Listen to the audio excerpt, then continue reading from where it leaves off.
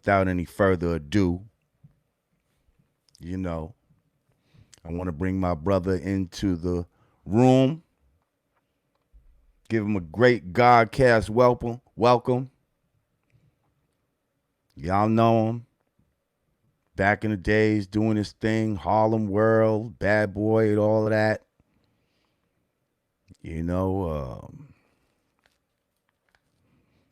He's coming to the knowledge of himself, and he's here to tell us, where he's at now in his life and the journey that he's taken.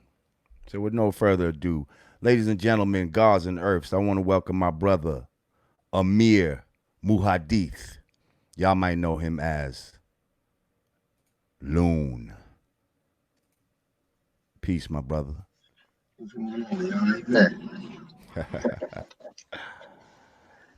How you got?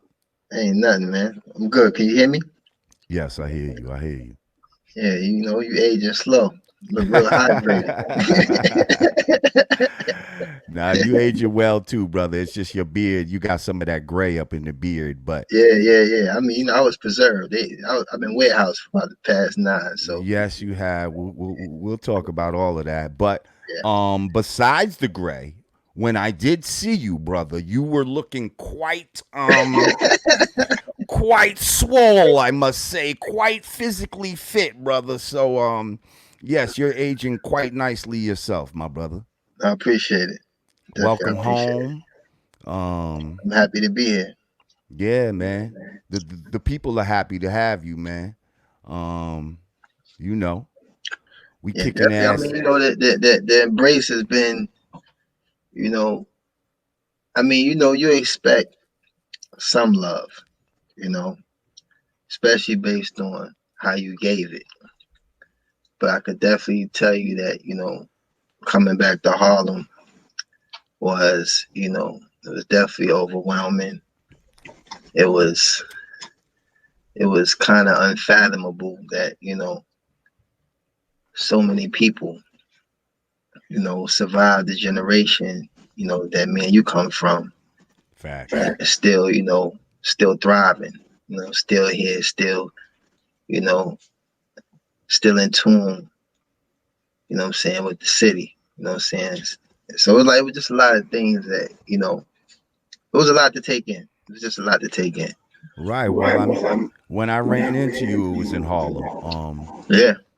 And you could just feel the love that the streets have for Loon. You a son of Harlem. Um, tell people a little bit about your background, how you grew up. Um, you know, we're gonna get into our relationship and No why question. you wasn't scared to get on high buildings and shit like that and on the roof and hang on the edge and all of that. But let's talk about your beginnings as a young Harlem kid and being exposed to you know Yeah, all well, of that it entailed in the time that you came up in. well, I grew up, I was born in the 70s, you know what I'm saying? Hmm. So, my moms and my pops, I actually come from like 3 generations of very well, established people in the street. My grandfather, he passed away around here more Lord 2 years ago. He was, real tight with Bumpy Johnson. He was 96 years old when he passed. Mm. My grandma was 90 years old.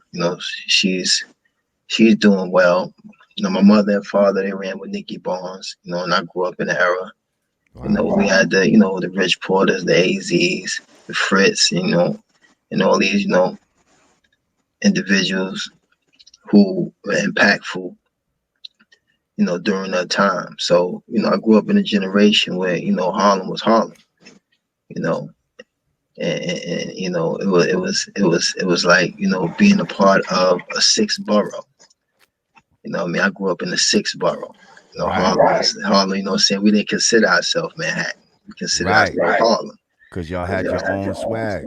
Exactly. We had our own swag, our own identity. We had our own, you know, legacy, history, so on and so forth. And I think that everybody who, was born and raised in Harlem, was an embodiment of all those things, and it showed, you know, and like growing up in this in a in a town where hustling was just it was just mandatory.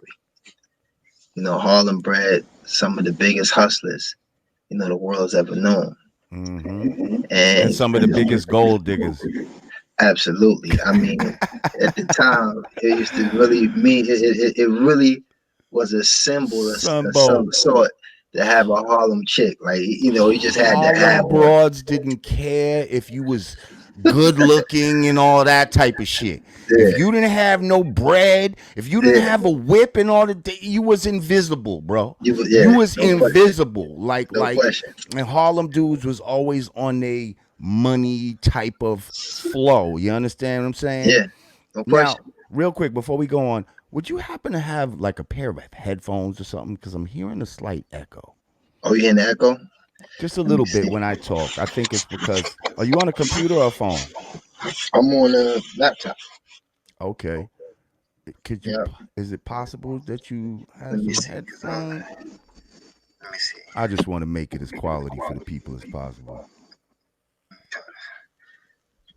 Cause I'm a throwback dog. All this like technology stuff, I'm still catching up. Cause I got AirPods. I'm gonna see if I can. Oh yeah, you can connect the AirPods. That would be ideal. Okay, let me see the Bluetooth feature. That's right. Catch it. Them joints should show up. All right, where is my search? Okay. If y'all are just joining us, I'm gonna mute you for a second. If you're just joining us, we got our brother Amir Muhadith, aka Loon, in the house. I think our brother Godfrey's about to join us in a second.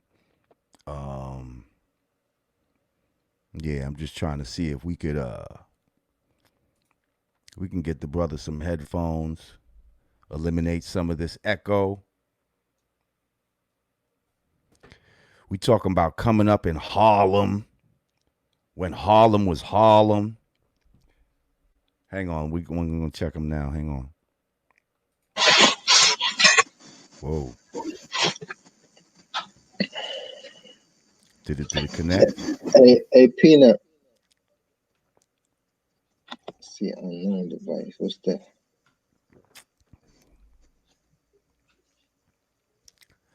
Yeah, y'all hit the like button. Y'all hit the like button. If you're new to the channel, make sure you subscribe. Burdella Walsh, eat a bag of baby dicks. Thank you.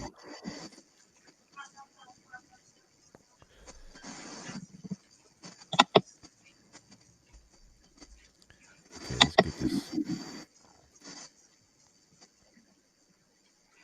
this cock holster out of here. Bye bye. Where's my where's my whatchamacallits at? My mods at? We kicking idiots out. Get them out of here.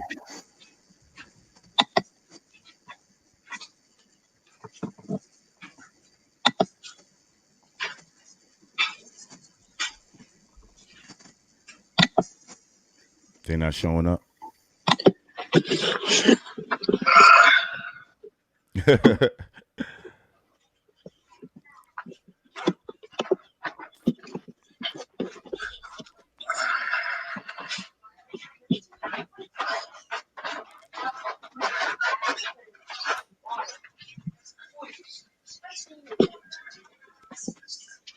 I need this. I need to be up here to signal. Give me a minute. Okay. His name's not Malik, you know. I need. His real name's Malik. All right, you gotta hurry up.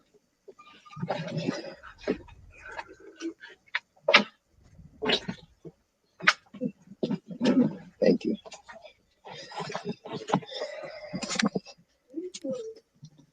Yeah, you can hear me? Yeah, I hear you. Is the echo still? 1 2 1 2. No, I'm not Small. hearing the echo. Oh, All right. Yeah, a little bit right there. Yeah, because I ain't got no headphones on. I can't get this joint to sync with the AirPods, so Okay, we just gonna have to make it do what it do.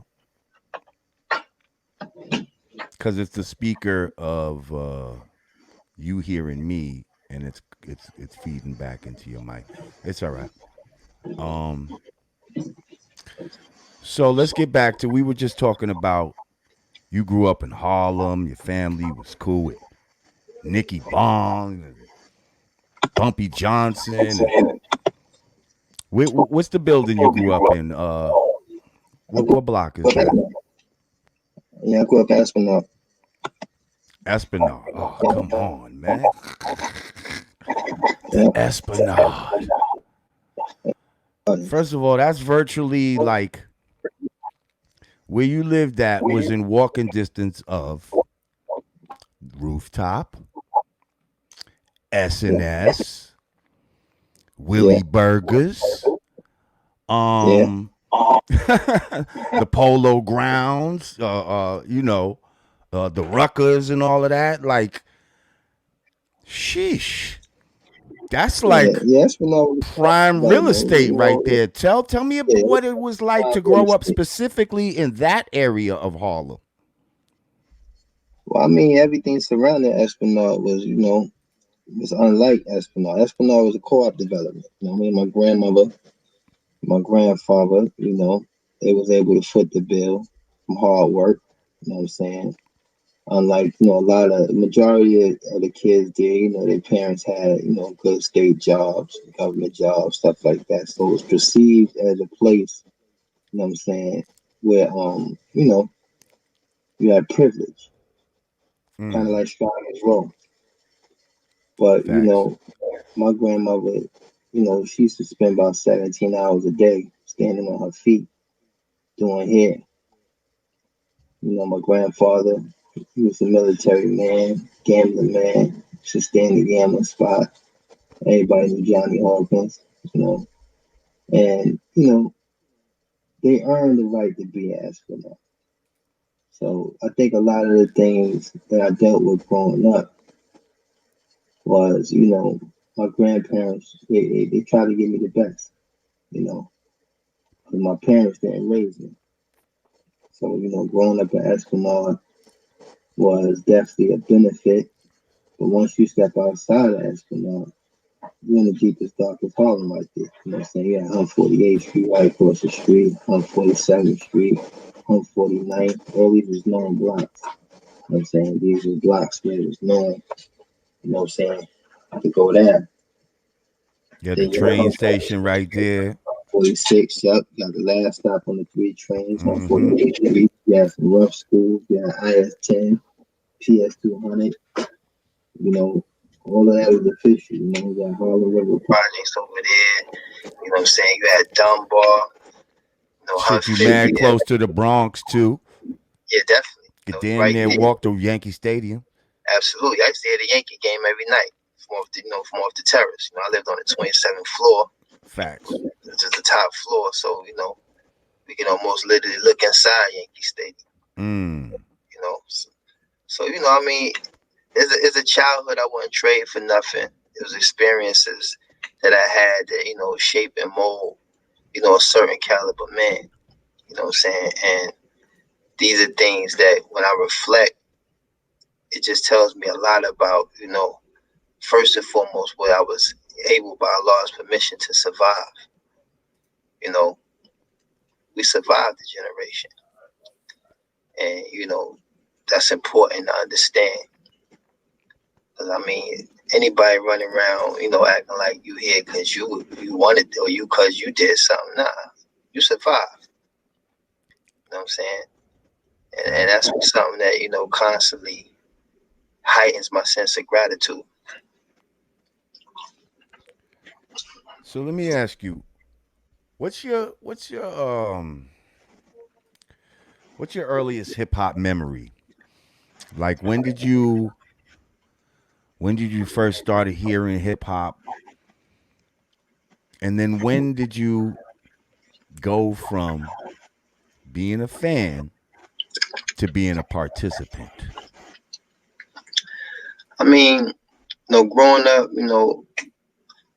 Harlem used to have, what I'm saying, is basically like, we had the dome, we had rooftop, we had, Ponderosa, Smalls, Paradise. All, Harlem bred a lot of the platforms, that glorified hip hop.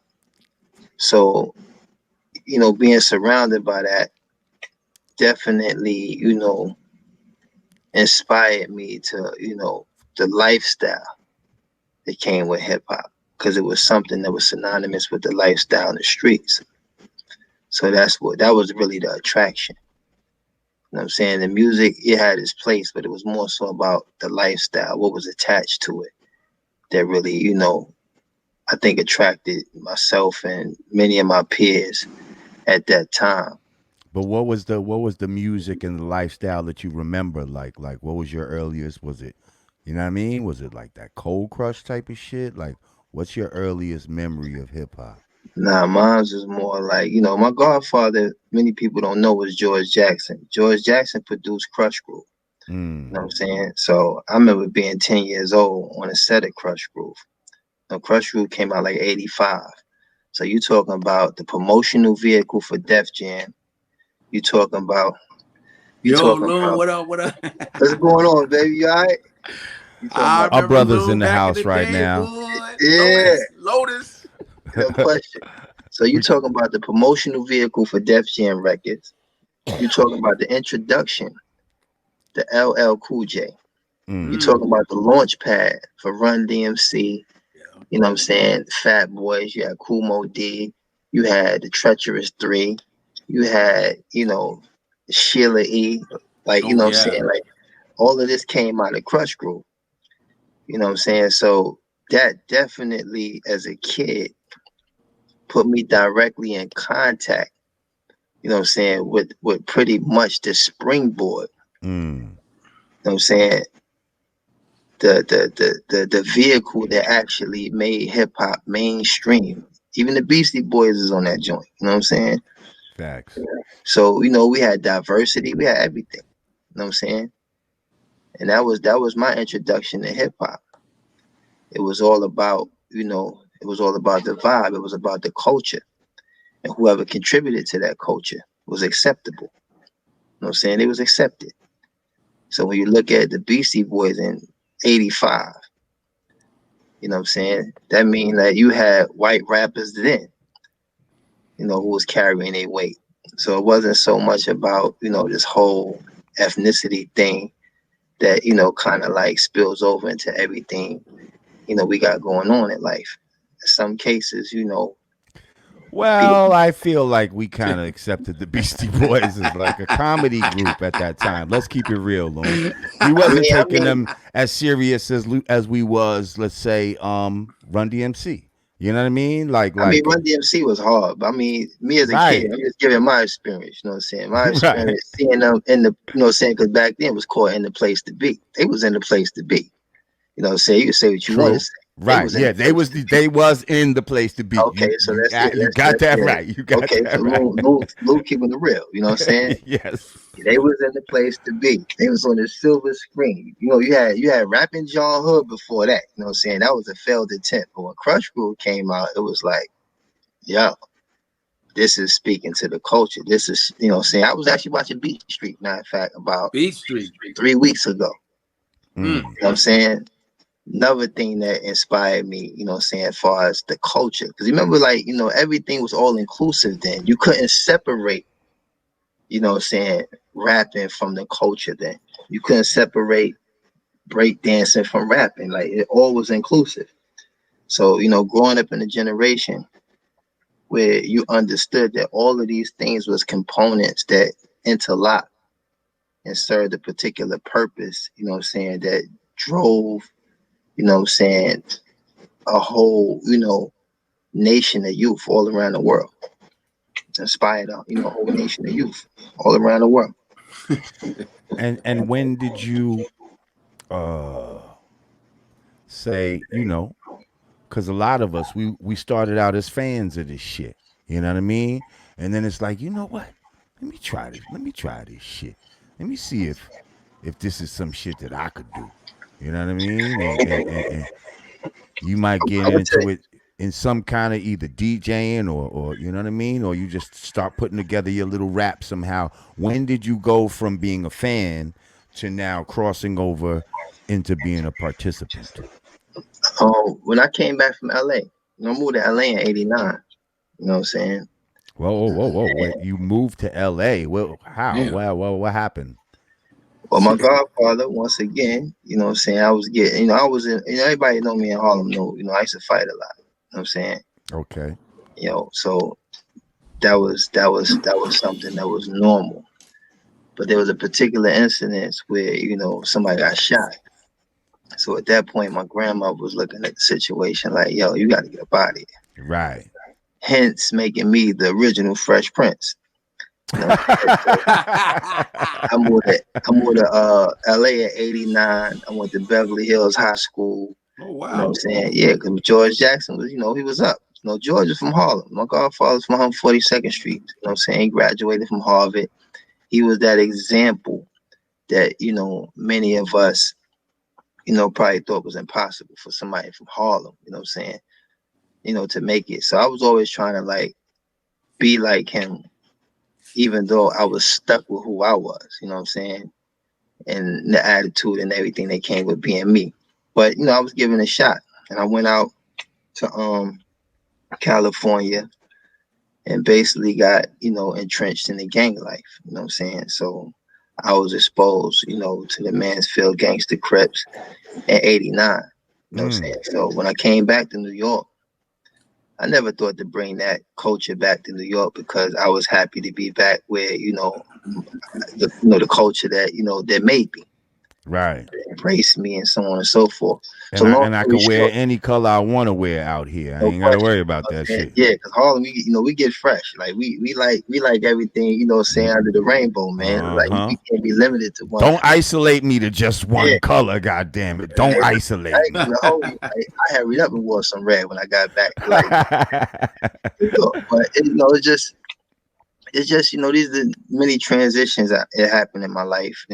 That led me to who I am today. But what happened was, I started off different from a lot of people when it came to hip hop. Me, I started writing actually like poetry. Mm. You know what I'm saying? Really kind of like a diary, I want to say. And I wrote it in 3 different stages. And it was basically therapeutic for me. You know what I'm saying? Because like when you're in the street, certain things you're just not going to express to your people because it could be perceived as a weakness. You know what I'm Right. saying? Because this what hip hop eventually became. You know what I'm saying? It became a gateway to expressing reality. So my reality at the time was how I was dealing with certain things that I was conflicted with. I would just put it in the form of a diary. So my first stage, I would write it like I was writing for a teacher. Then I would write it like I'm writing for somebody in jail. You know what I'm saying? So using all the slang, and then I would write it in rhyme. So I implemented these 3 methods until I got to the point where I didn't even have to write anymore because I had went through this whole tedious process of you know 3 different methods of writing. You know what I'm saying? Because in school we was taught to write the what is it, the subject, the body, and the conclusion. Right. Right. So I took that same method. You know what I'm saying? So you have the setting, the body, then the conclusion. So I would write it like I was writing for a teacher. Then I write it the same like I was writing for somebody in jail. You start off with the setting. Hey, yo, man, then you get into the body of it. Then you get to the conclusion. Right. So this format is what actually enabled me to write songs and stay within the guidelines or the frame of the song or whatever the concept of a record is. Because like freestyle, you can say anything. You could be all over the place, right? But when you're actually writing a song, the concept is like, one of my favorite songs was, LL Cool J, I Need a Girl. I mean, I Need Love. So the whole joint, like this was so fascinating to me because L was so hard. You know what I'm saying? Right. So for him to be able to be versatile like that and actually talk about something that we all felt, we just didn't want to say it. Right. You know what I mean? And that became, kind of like the method and how I used to, look at my career. It's like, so anyway, like, basically it started from a therapeutic method and then it converted into rap. But I never really aspired to be a rapper because I was always exposed to film. You know what I'm saying? I had a film background. My, Godfather made movies. You know what I'm saying? So you wanted to be an actor? I wanted to be something that had to do with film because I just thought that film was like, it was just big. And it wasn't like I was inspired to be an actor because I didn't think that nobody in those movies that he was making was acting. Run Mm. DMC wasn't being nobody but Run DMC, right? True. Yeah, it True. wasn't acting to me. I didn't look at Right. it that way. I didn't want to be like Leonardo DiCaprio or nothing like that. I wanted to be like, yo, them dudes. How could I get up there and be me? You know what I'm saying? How could I get up there with no script and just be me? Like, you know what I'm saying? That's kind of how I looked at it. When I Mm. looked at New Jack City, George made New Jack City. He made Crush Groove. He made Disorderlies. He made JoJo Dance. He made House Party 2. He made JoJo the Dancer. Ooh, Eddie and Malcolm show. Thin damn, Line Between Love and Hate. Martin Lawrence. George put in a lot of damn. work. He introduced a lot of stars, like whoever, and he was a quiet dude. You know what I'm saying? So you would have never known this was the man behind, the promotional vehicle for Def Jam, but this was the man behind Wesley Snipes, being Nino Brown or Ice T, who still got a Wow. lasting career. These are all of the projects that George, put out, the Eddie and Malcolm show. Who would ever thought, that what's the name?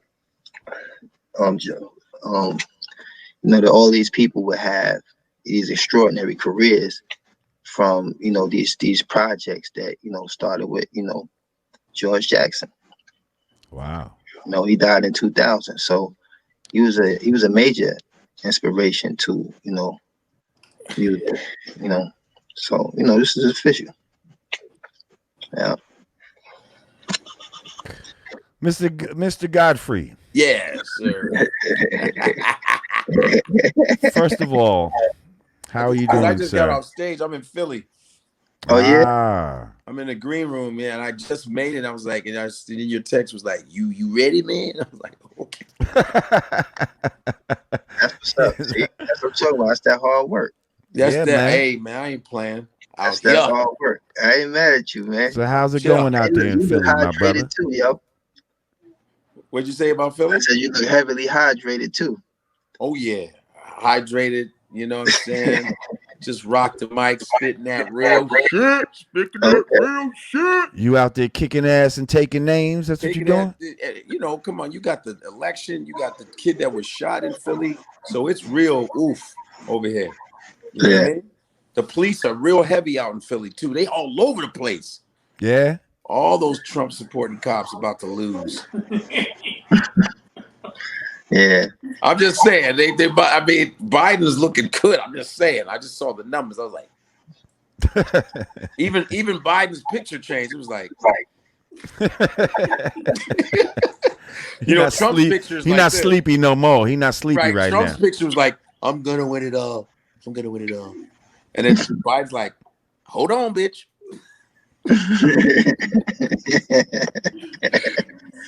Yeah. Hey, look. Hey, Loon, I was gonna ask you, Loon, yo, I've been wanting to ask this too. You're Muslim now, no? Yeah. So I don't know if he brought it up because, first of all, Jamar has very thorough questions. If Jamar asks questions, you can't even get with it because you go, it was perfect. So I was like gonna ask a question like Jamar goes, so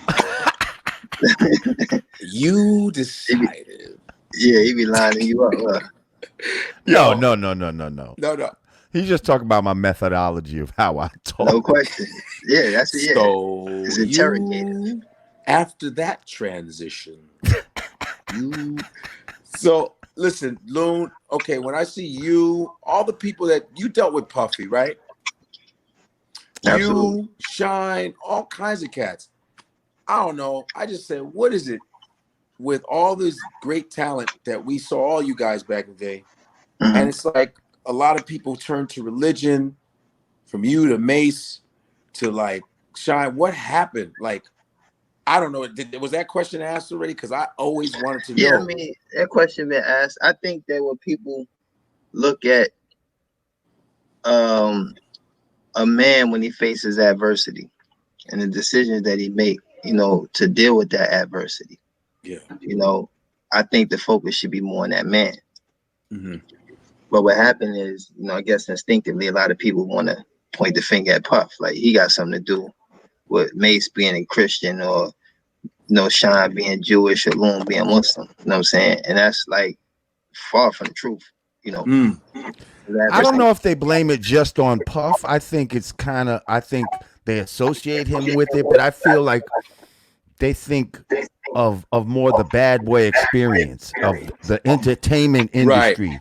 That Bad Boy was so high in the entertainment industry, and maybe some of y'all saw some of the wickedness that Right. existed in the entertainment industry that led some of y'all to say, you know what, I want to walk the exact opposite way from that. Yeah. That's what I think a lot of people kind of get Yeah, I from mean, it. Not trying to put it on Puffy specifically, but yes, they do mix him in with that.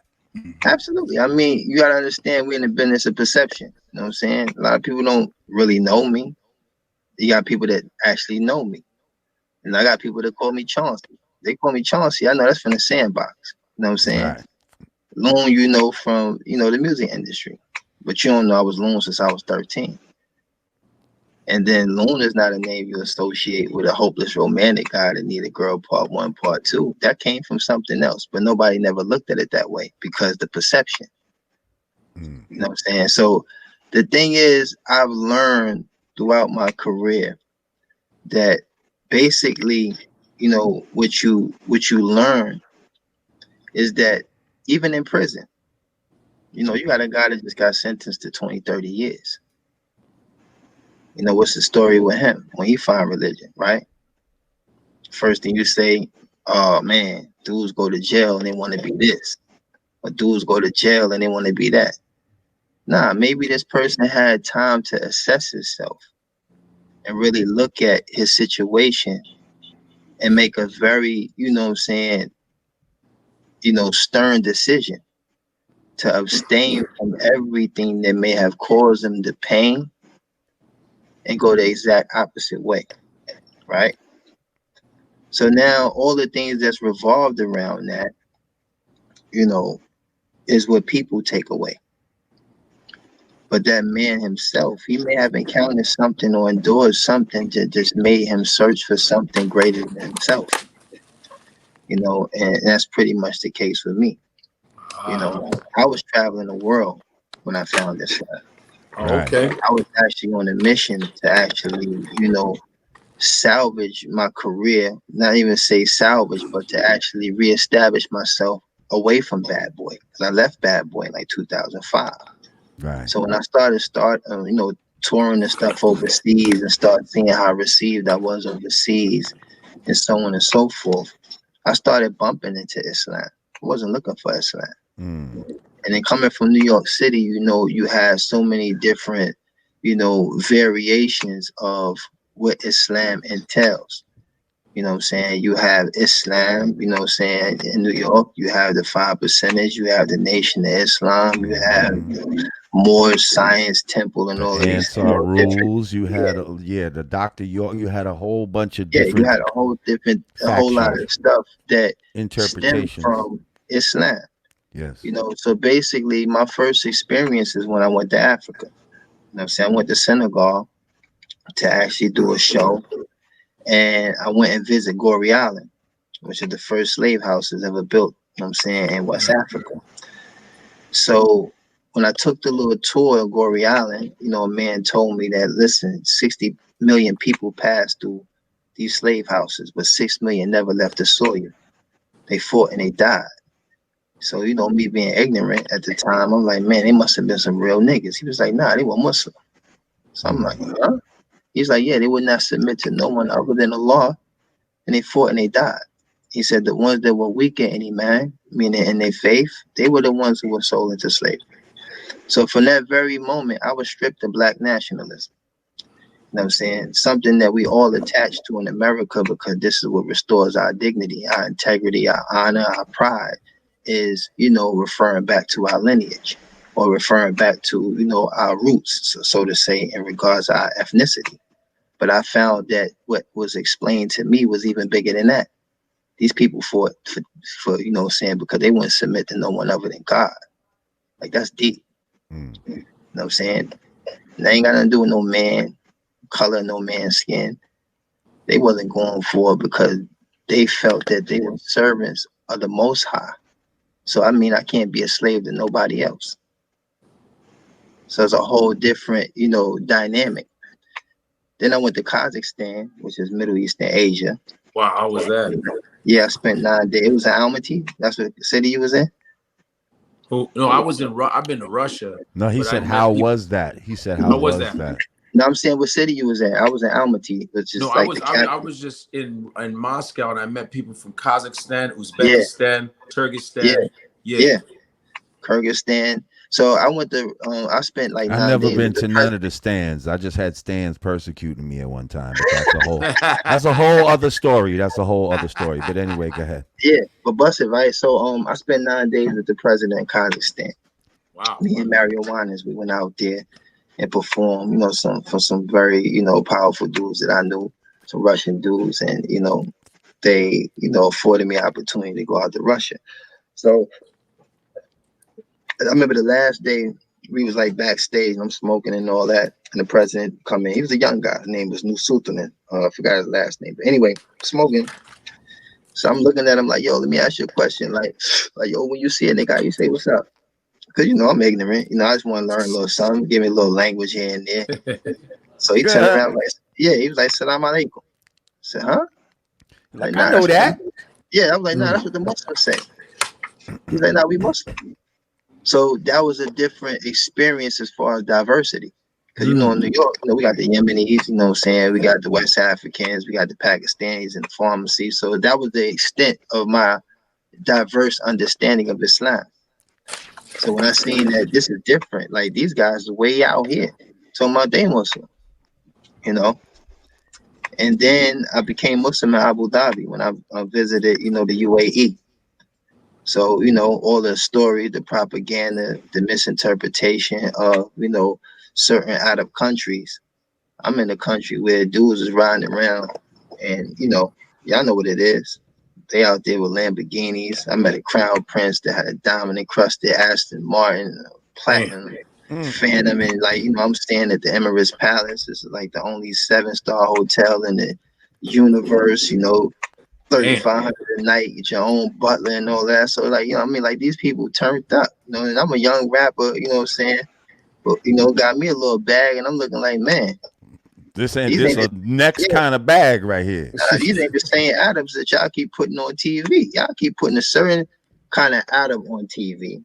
Y'all got a certain kind of African, or famish, and So, and I've been to all 4 corners of Africa.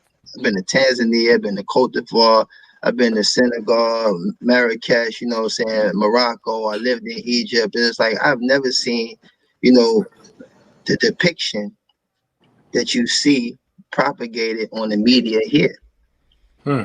You keep watching this TV, you won't go nowhere. Word. I just gotta say, I've always had a big respect for people that will just fucking leave whatever their home country is and just go somewhere else and live. Like they're not like, yo, I'm not. They're not just visiting. They're like, no, I live here. Right. Like to me, that's some ballsy fucking shit.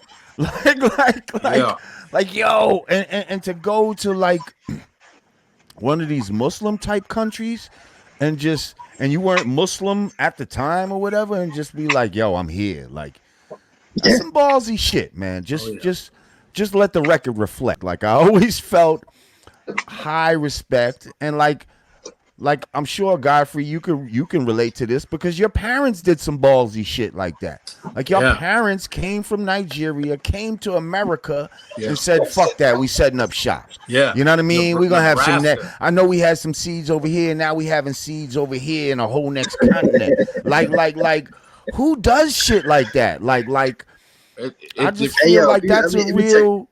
let me It's touch very on that. ballsy and very brave, and If I we look at commend people that history, do shit like that. if we look at history, every time a particular nation, faced some immense adversity, they always migrated. They always Yep. migrated. You know what I'm saying? If you look at Bani Israel, like the tribe of Israel, what I'm saying, during the time of Moses, peace be upon them, when they were being oppressed by Pharaoh, they migrated. The Prophet Muhammad Sallallahu Alaihi Wasallam, he migrated from Mecca to Medina. You know, many, oppressed Africans, so to say. I mean, that was, shipped into America, and enslaved, migrated from the south to the north. So migration has always been something that has been implemented throughout time when the situation becomes so burdensome and so overwhelming. And that's the thing why it appears to be so ballsy. But it's actually something that's been, repetitive throughout history. You know what I mean? And the thing is, like I heard a statistic somewhere that said, like, 5 million people in America got passports. You know what I'm saying? So that tells you a lot of people don't feel like they need to go nowhere. You know what I mean? You got a desert in Vegas. You got, you can ski in Colorado. We got palm trees in Miami. So why should I go anywhere? But when you go to all these places, all you meeting is another American. There's no experience. You know what I'm saying? There's No cultural exchange. yeah, it's nothing. I mean, like, okay, you go to Miami, you may, see like Haitians, Jamaicans, Cubans, so on and so forth. Go to New York, you got Puerto Ricans, Dominicans, so on and so forth. You know what I'm saying? But most of the other places you go, you really run into the same kind of people. So, it's not ballsy to explore. You know what I mean? Like a wise man told me one time, man, that the instructions is on the outside of the box. Hmm. You know what I mean? A lot of us be reading nutrition facts and all that. It's on the outside of the box, not inside. Right. Yeah. It's just you comfortable with what you know. You see what I'm saying? Like if I get locked up, you know, I've been locked up in New York before. You see what I'm saying? I've been to the tombs. I know what that's like. I don't know what it's like to get locked up in fucking Afghanistan or some crazy shit like that. You see what I'm Yeah, I got locked saying? in the Like, Belgium. and you think, yo, it I might be started this shit super off in Belgium. crazy over there. Like, you see what I'm saying? Yeah. What But the thing, the conditions might be totally different. Like, you just more comfortable with your shit. Like, you know what I mean? yeah, but the thing is, if you can identify with hardship, hardship is hardship. And it's no really, you can't frame it no other way. You know what I'm saying? You grew up Mm, in New York City and you've experienced hardship, you've experienced war, you've experienced whatever. That's something that carries everywhere. There's a commonality that we all share when it comes to these things. You know what I'm saying? It's just in a different, just in a different environment or different, what I'm saying, geographical location, but it's still the same. And I think that, a lot of us in America, preferably African Americans, need to actually explore. Let me tell you one thing, man. Like when growing up in New York, y'all already know how it is, man. It's like everybody got a country to send their money to. You think about it, right? Chinese mm, people come, they make a whole lot of money, they send their money to China. They send their money to their family overseas. Even Jamaicans, they make the money and send it home to Jamaica. I mean, build castles out there. You know what I'm saying? Everybody got somewhere to send their money. right. Where you send your money? Being an African American, under the bed. Right. You hand it to, your moms or Yeah, you kill a you know what nigga, I you mean? go Some hide shit out. like that. Yeah, you kill a nigga, you go hide out your own house in the next borough. Come on, man. Right. You know what I'm saying? And that's the real atrocity right there. That's the real sadness is that we don't have no range. We afraid to leave. You know what I'm saying? We afraid to go outside the box. When actually, if you think about it, and this is just me speaking on the fact that the hip hop culture is probably one of the most influential cultures in the world besides Islam. Oh yeah. Speak on You it, know what I'm saying? dog. Yes. The Muslims make up 1/3 of the Earth population. We're 1.8 billion. You know what I'm saying? But throughout all those regions, and Godfrey, you can contest to this. Like Nigeria, you know what I'm saying? They have a Oh yeah. particular culture. You know what I'm saying? They probably one of the most feared Africans across the Atlantic. Like, you know what I'm Hell saying? yeah. We are.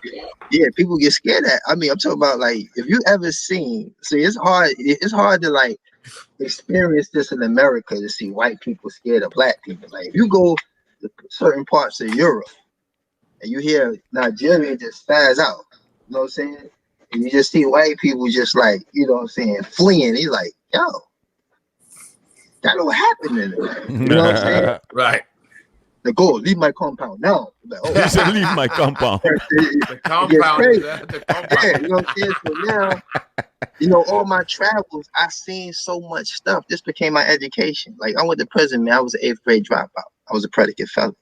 You know what I'm saying? On this last joint, I had 2 priors, and I had, as far as society go, I was a failure. Right? I got no education. So as far as American society, I'm a failure. But what I learned through my travels, I learned so much. I learned more about America outside of America. Oh yeah. You Oh know what I'm yeah. saying? Let me tell you this. I never been called an American until I left America. You don't call me American. I'm in America. You know what I'm Right. saying? I'm a nigga from New York. But as soon as I leave the country, right, I'm an American. You know what I'm saying? Only time I'm American when I'm in America is when there's a war, the Olympics, the World Cup. We all American, right? Once that over, what happens? You go back to being a nigga from, New Rochelle, Mount Vernon. I'll be a Right. nigga from Harlem. You know what I'm saying? That's what it go back to. Right. Once the storm pass. You know what I'm saying? This continuous, like perpetual type of, culture is what got a lot of people so stagnated to where you think, your place of refuge is here. Rectification for whatever is here. Entitlement, everything is just here. Nobody wants to go outside the box. Right. Not to cut you off, but I never really thought about that. Like, but now that I think about it, like the times that, when you fresh from coming overseas, because yes, you go overseas to do shows or whatever the case may be, And they and love you out and they Oh not yeah. only do they love you, but you're American, like you say, you're there. American. Yeah. And the minute you get back to America, you're a nigga from New York. You see what I'm saying? Like, you're Facts. not American anymore. I understand what you're saying, and I never really thought about that until you Yeah. just said it just now. And it's kind of like I've felt that immediate light switch. You see what I'm saying? That immediate, like as soon as you walk through customs, now you're not But American what about? But what anymore. about? But what And about? that was a little more special, I guess, over there or some But shit. what And about the Hey, look. racism overseas? There is that. There is. I'm saying there is the racism overseas. Amongst Arab nations, amongst Yeah. Asian nations. It's a worldwide thing to hate Yeah. black people in Racism some oh exists kind of yeah, way. oh yeah, everywhere. Everybody has a different style of hating us, which is all fucked up. I hate when Europeans go, the racism in America is so much, and I go, racism is the headquarters are in Europe, right? And they'll be like, no, but it's different. What the fuck you mean it's different? It's still hatred. You're proud that your shit's different, so I would rather hear you say, yo, we don't have racism here. When is that going to be the word? Like, we don't have racism here. But they will say, our racism is different. So we hate you motherfuckers differently. We don't do it the American way. Yeah. I'm gonna be honest with you, yo. Growing up in New York, I never really, what I'm saying, I never really looked at racism like, how is so, prevalent in the South, so to say. 'Cause, in New York it was different. New York is way different. I grew up in Chicago, Way so different. Like I'm talking about like we like a man is a man, dog. I mean, like in New York, you got so many neutral spots. Put it like this. This is how it was for me growing up. You know what I'm saying? Being from Harlem, even Harlem was divided. Like once you cross 125th Street, you downtown now. You know what I'm saying? So we in Harlem calling the dudes downtown niggas. In Harlem. You know what I'm saying? For real talk. They from 112th So if Street, I you live know on what I'm saying? 122nd, I'm downtown. Yo, you was a downtown nigga. That's Like, that's crazy. literally, but this is Harlem for real. I'm trying to tell you how the city worked. You know what I'm saying? Back then, 125th Street divides Harlem. Mm. That's a tourist attraction. Nobody has exclusive rights over 125th Street. It's neutral. You know what I'm saying? That's where everyone meets. Dudes from uptown, dudes from downtown, dudes from the Bronx, dudes from Queens, dudes from wherever. Like, you know what I'm saying? That's our 42nd Street. And Right? and and and man, 25th used to be the shit back in the Yeah. days. Tell them about. Yeah. You know what I'm saying? But like now, once you cross that, you from Ooh. downtown. Then you got East Side niggas. Like, come on, look how small Harlem is, but we like, yo, them niggas from the East Side. Right. You know what I'm saying? Right. That's pretty much Spanish Harlem. Yeah. Metro You know what I'm saying? There's North some and big all of name that over Dash there. from Cam. You know what I'm saying? They was from 1199. They was from the East Side. You know what I'm saying? Jim Jones was from Grant. downtown. You know what I'm saying? Like Harlem to us, we was from uptown. We was from the West Side. So it was predominantly black when I grew up. You know what I'm saying? So now check this out. We can go in the Spanish neighborhood. Puerto Ricans gonna act funny because their numbers up, right? This was the extent of what I understood about racial, you know what I'm saying, adversity was, everybody had their respectful, communities. But then we had a lot of spots that was neutral spots. 42nd Street, neutral spot. You know what I'm saying? 34th is neutral. Right. Neutral. Central Park, anything goes. Like these are spots Fordham like, Road. yeah, so like I smack fire out on somebody. You know what I'm saying? It's Right. not my race. And won't think nothing of it because it's like that wasn't an issue. You know what I'm saying? It was like if a man violate, you know what I'm saying, we handled that accordingly, regardless of what was your race, ethnicity, or creed. You know what I'm saying? But then when I used to go visit my cousins down south in Virginia, because most of my family from Virginia, I remember the first time I was standing outside, my cousin, hey, look out, here come the man. The man. The man. So man. You know, so like, we don't say like, I'm gonna be honest with you, like, Who the fuck is the man? yeah, so like the police used to come in the neighborhood. Like we was hard headed. They'd be like, yo, get off the corner. First thing we tell you, you ain't from around here. I ain't gonna tell somebody get off the corner where we live. You know what I'm saying? They'll put that out. We like taking last tokes and all that. Like, man, y'all always coming around. That's how disrespectful we was. You know what I'm saying? Like, it's not even disrespectful, but this is how we felt about our community, so to say. And I'm not trying to inspire or encourage now. I'm just trying to tell you how times change. That Right.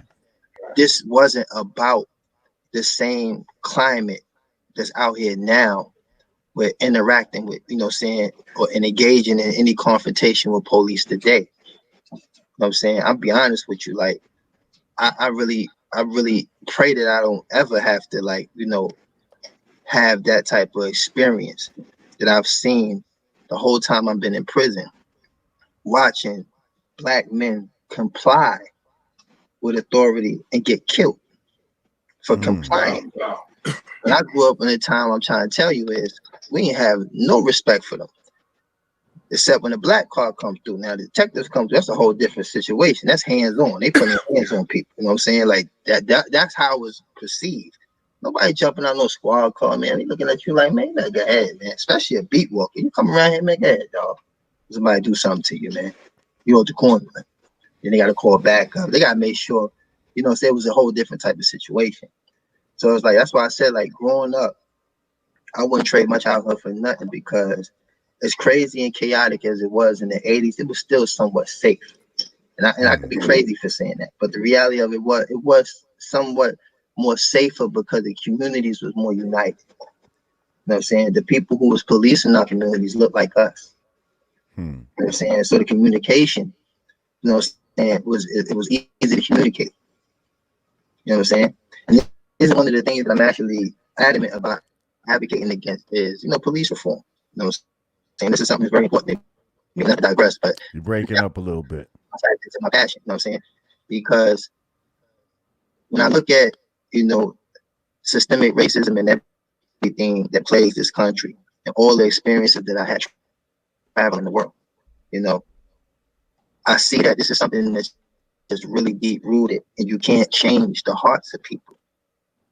You know what I mean? I know a lot of times, we hear about trying to change legislation and so on and so forth, and these are all valid efforts. I would never discourage anyone who's trying to affect change. But in all actuality, if you don't change what's in a person's heart, right? You know what I'm saying? You can change all the laws you want. But still what resides in the heart is where the problem is. The problem lies there. You know what I'm saying? Ain't no law gonna make you love me. Gonna make you like me. Because there's already laws put in place to protect me. You know what I'm saying? You ride around in a car that says serve and protect. The people that you serve and protect are the ones who pay your salary. Right? This is how it's supposed to work.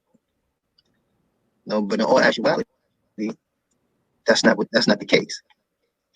Because I can't change what's in your heart. You know what I'm saying? And I feel like sometimes we get so immersed in, fighting a battle that really is a battle of the heart. Because even when you look at racism, let's get into other things that we already discussed as far as like patriotism. That's why I start the dialogue. Look, I'm not a patriot. We ain't got to go play the game right now. Yeah. Oh, I'm breaking up? Yeah. I hear some. You hear static? Yeah, you're breaking up. You're breaking up a little bit right now, Loon. Yeah. My bad. Yeah. Hey, yo, I gotta. They're kicking me out of here. All right. Do what you got to do, man. We appreciate you joining us, I'm bro. glad I got at least 40 minutes in. Okay. Yo, Loon, it's good to see you, dude.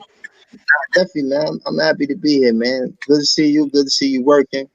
No doubt. That's what we doing. The Yanadameen Podcast is killing the game right now. Okay. Let's go. Yeah. All right, so, man. yeah, man.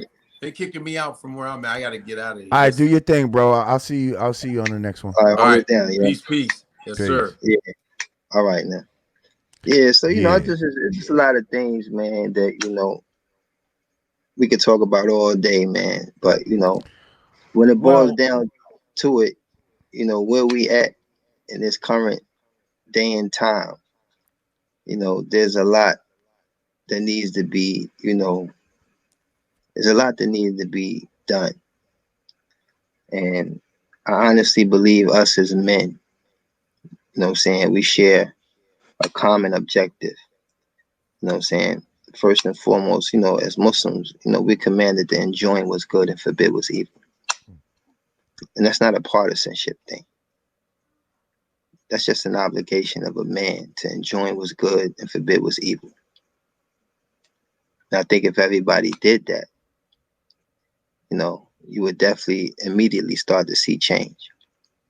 Right. Well, you have people that will try to blur the lines of what good and evil are. You see? Yeah. There's what we know as instinctual good and evil. Mm-hmm. But then some people will say, well, one man's good is another man's evil and vice versa. Yeah.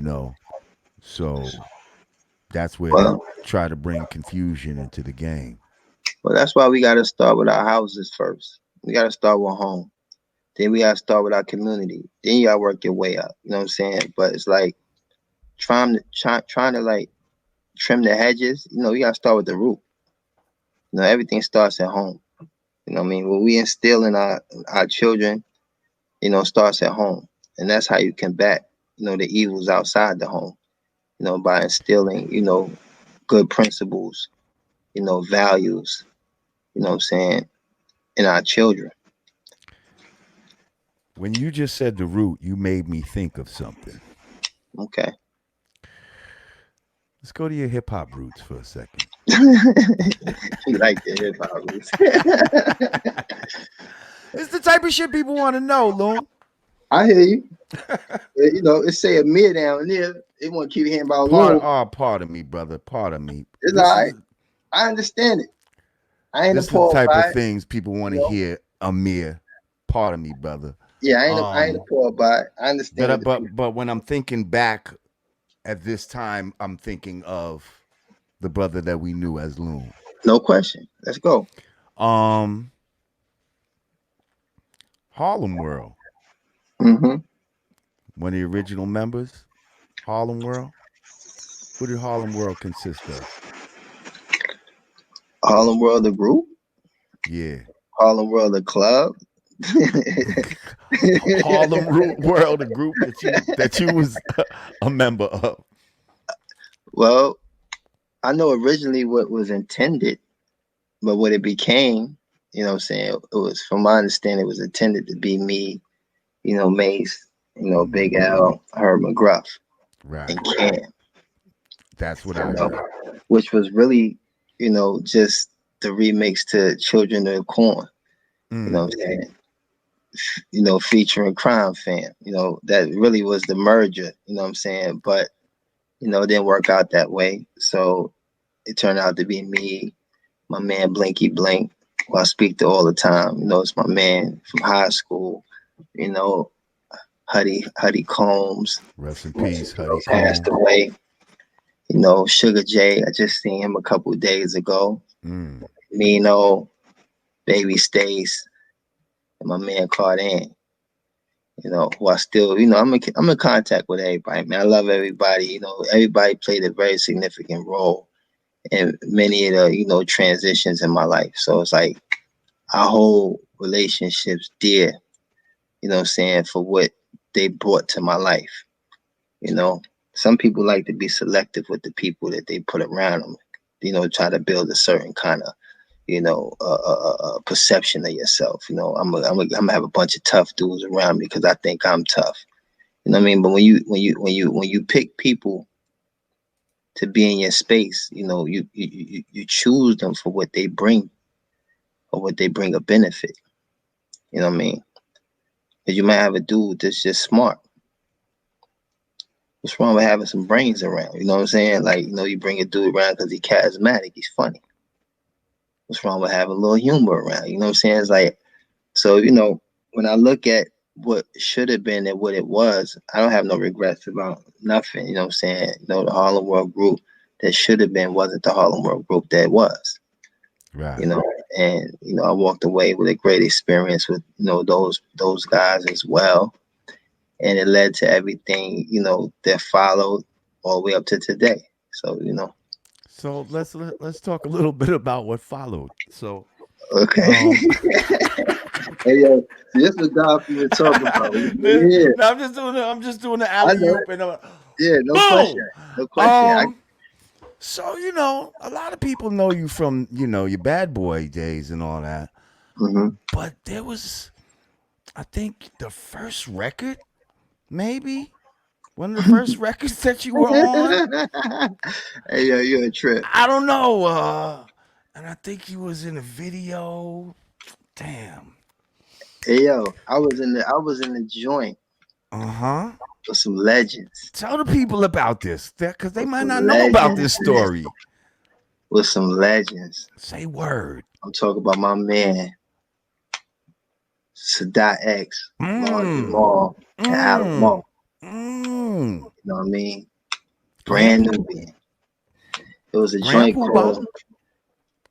Oh yeah, yo, no question, no Mm-hmm. question, Mm-hmm. no question. So this is the beauty of one of the most pinnacle parts of my career Mm.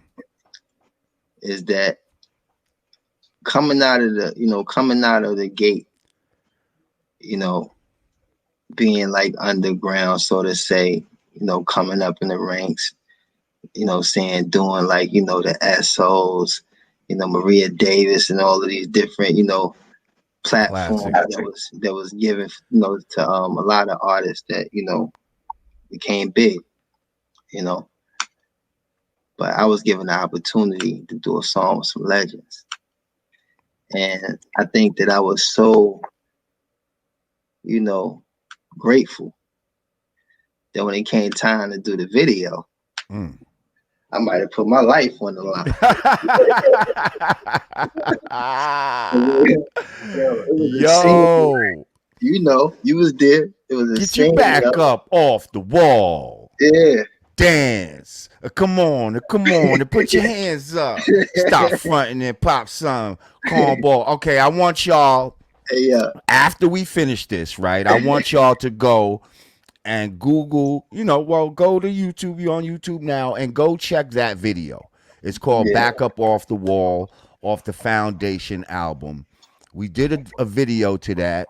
And that's my word. Yo, they had us on the roof of some projects on like the east side, like downtown, you would call it, because we was like Yeah. 110th or some shit, Yeah, we was 3rd downtown. Avenue or some shit like that.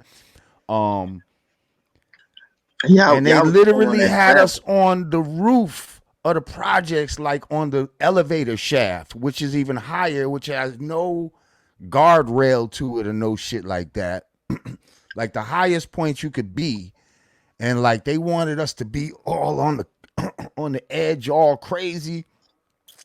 Yo, I'm not gonna front. I was leery as a motherfucker, bro. Yo, it was windy. I remember it was windy. Yo, we didn't have no harnesses, and I was like, yo, like there gotta be some sort of labor rules against this. There's gotta be some sort of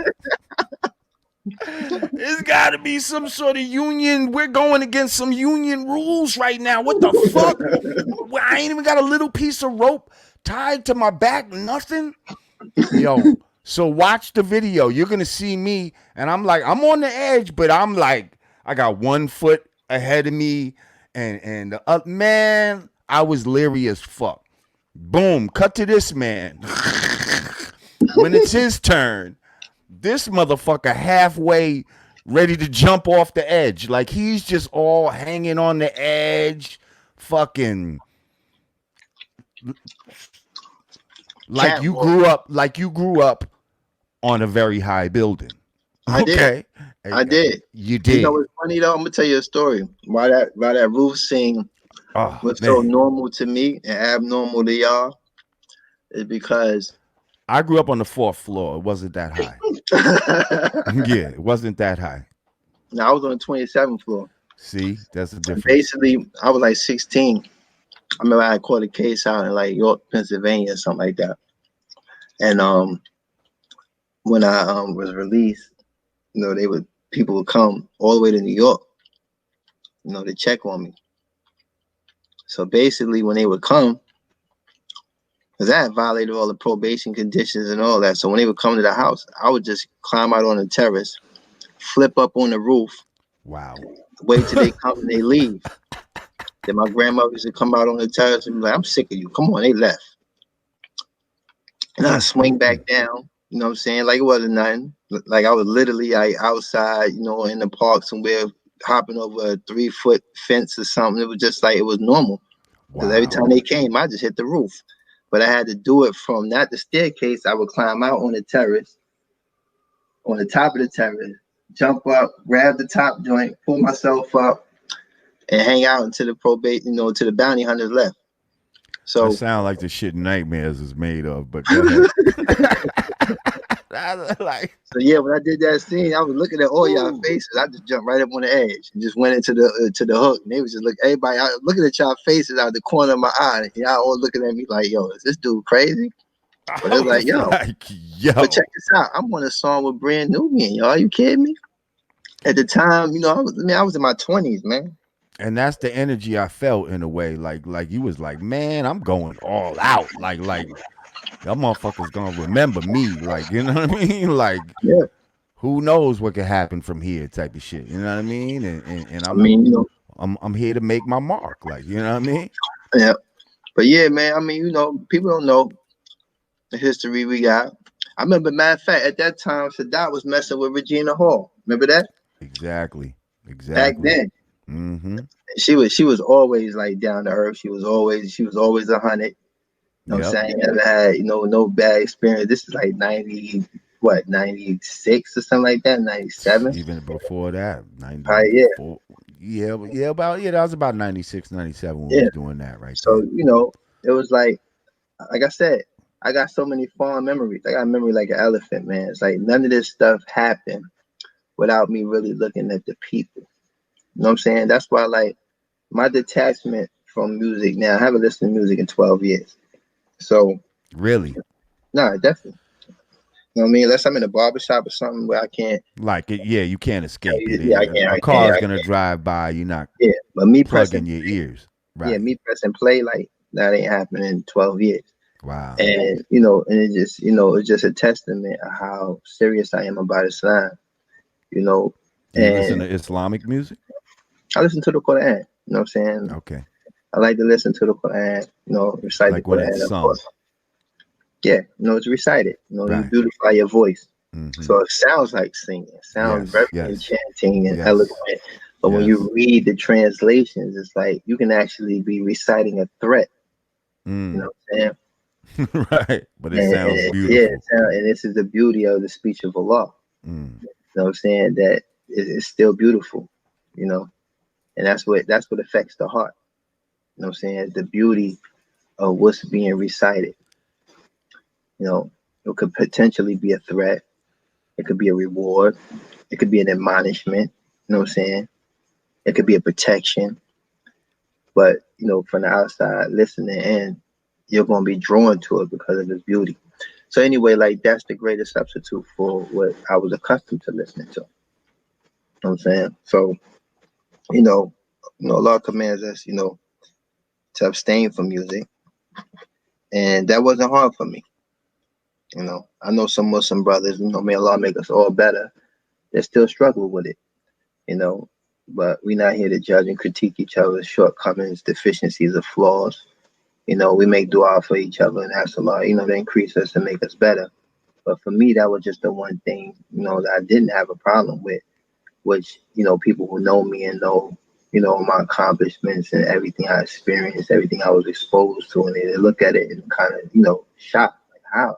Like, how could you? Like, man, you was like, you did this, you did that, you was with this guy and this guy, you did this. It's like, yeah, but there's so much attached to that. Like I said earlier, you can't separate Right. it. You know what I mean? It's like, how could I say I just like Lord Jamar and I don't like Sadat, I don't like Pooba, and I don't like Alamo? Right. Because if I say that, I'm saying I don't like Brand Nubian. You feel what I'm saying? Right. How you gonna say you like Brand Nubian, but I only like Lord Jamar? Trying You know to what I tell mean? you. Right. I got it has to all be included. You can't just take Lord Jamal out and say I like Brand Nubian. You know what I'm saying? So that's just really what it is. You know, you can't tell a recovering crackhead not to walk past, down a block with 7 crack spots. Like, what you think will happen? Hmm. Relapse. You know what I'm saying? So, just a lot of things that come with obedience that a lot of people see it difficult. But you look at the things that we obey. We obey our desires. You know what I'm saying? A lot of people obey their desires. And, and your desires, in most cases, conform with disobedience and an abundance of sins. And that's what I had to get a hold of. So, that's why I was saying earlier, like when a person faces adversity and they find a remedy or a cure, we had to commend that person, or we had to support that person, not try to tear him down or poke holes or find some crack in his armor. You know what I mean? It's like, yo, man, look, man, trying to better himself, trying to do something better for himself. Because I was like that before Islam. I ain't never want to look at somebody and be like, you know what I mean? Like, okay, that's a choice he made. Nah, he a sucker. Like, nah, I mean, that's a choice he made. He got to live with that. Ain't my problem. Right. You know what I'm saying? And if it's going to make him a better person, then, it is what it is. But we don't do a lot of that. Like, we really, just as people, man, that was just something that I really love about this brotherhood with the Muslims. It's like you go anywhere in the world, see a Muslim. Salam alaikum. Wa alaikum salam. Salam alaikum. Ya akhi, alhamdulillah. And the Muslim is happy to see you. You know what I mean? Immediately he's ready to host you, invite you to his home, and so on and so forth. Mm. You know what I mean? It's like, where do you find that? But then I come back to the States, and it's like, you see is everything that's propagated, to contradict that. And, us as African Americans in America, we should know better than anybody that that's fugazi. Because we was victims of the same propaganda. Still is, right? Facts. Yeah. So, you know, you did your whole. You okay? You got knowledge yourself. You became Muslim, hmm and then while you were over there, what were you in Egypt or some at one point? Yeah, I was in Egypt. You know what I'm saying? I was And living in New Cairo. then this is when you got into what got you locked up. Is that when it Nah, happened? nah, actually, my case has stemmed all the way back for 2008, before I became Muslim. Oh wow. You know what I'm saying? It was before I became Muslim. This Oh. indictment didn't reach me to 2011. I'm saying, so that Oh. means that the individuals, it was a simple introduction. I just introduced somebody to somebody else, and I was out the way. I ain't really, Right. I ain't get a dime. I had nothing to do, with whatever they conspired to do, and Right. it was just that simple. That it was easy for these guys at some point after getting their ears pushed together, they decide to pull out their fishing rod and start fishing for somebody to share their burden. Meanwhile, I've changed my life completely, moved on. You know what I'm saying? Traveling the world, talking to the youth all around the world who was inspired by my previous career and what prompted you to accept Islam. And this was inspiring for young people all over the world. Mm. You know, so then to increase in that, I basically went to Egypt. You know what I'm saying, to study and learn more about my religion. You know what I'm saying, and learn the Arabic language. So I studied at Marcus Alibana, then Marcus Fajr, then I went to Marcus Alibana, then I went to Al Azhar University, and I was really just increasing and my religion. Now, are you using your money that you made from, in hip hop and all of that to fund all of these things? How are you? Absolutely. Yeah, Okay. absolutely. I got rid of everything. You know what I'm saying? Put everything up for sale, and we left. Me and my my wife and my kids, and basically, we moved to a third world country that was a predominantly Muslim country. It was a beautiful experience to be in a place where Islam wasn't strange. So, you could hear the adhan, the call to prayer from like 7, 8 different masjids at the same time. So you don't really need a watch, what I'm saying, to keep track of salat. You're going to hear that adhan no matter where you at. You could be in a mall, anywhere, you're going to hear that adhan. Buses pull over and everybody get off the bus and make salat, get back on the bus. Like, it's not strange. You come to the West, preferably America. Because even in England, like, the Muslims have very, very strong influence, Mm. and a lot of other parts of Europe. But anyway, this was basically my journey. So while I was traveling, I had went and made Hajj. You know what I'm saying? I went to Saudi Arabia, made Hajj, and came back, stopped in Egypt, gave my family all the stuff that, I had purchased for them. Then jumped on the plane to go to Belgium to give a talk at this university. And, I literally just made it back, 4 months ago. How did it feel to make Hajj? To be honest with you, man, subhanAllah. I mean, words can't explain. Mm. Words can't explain. When Allah invites you to His home, Mm.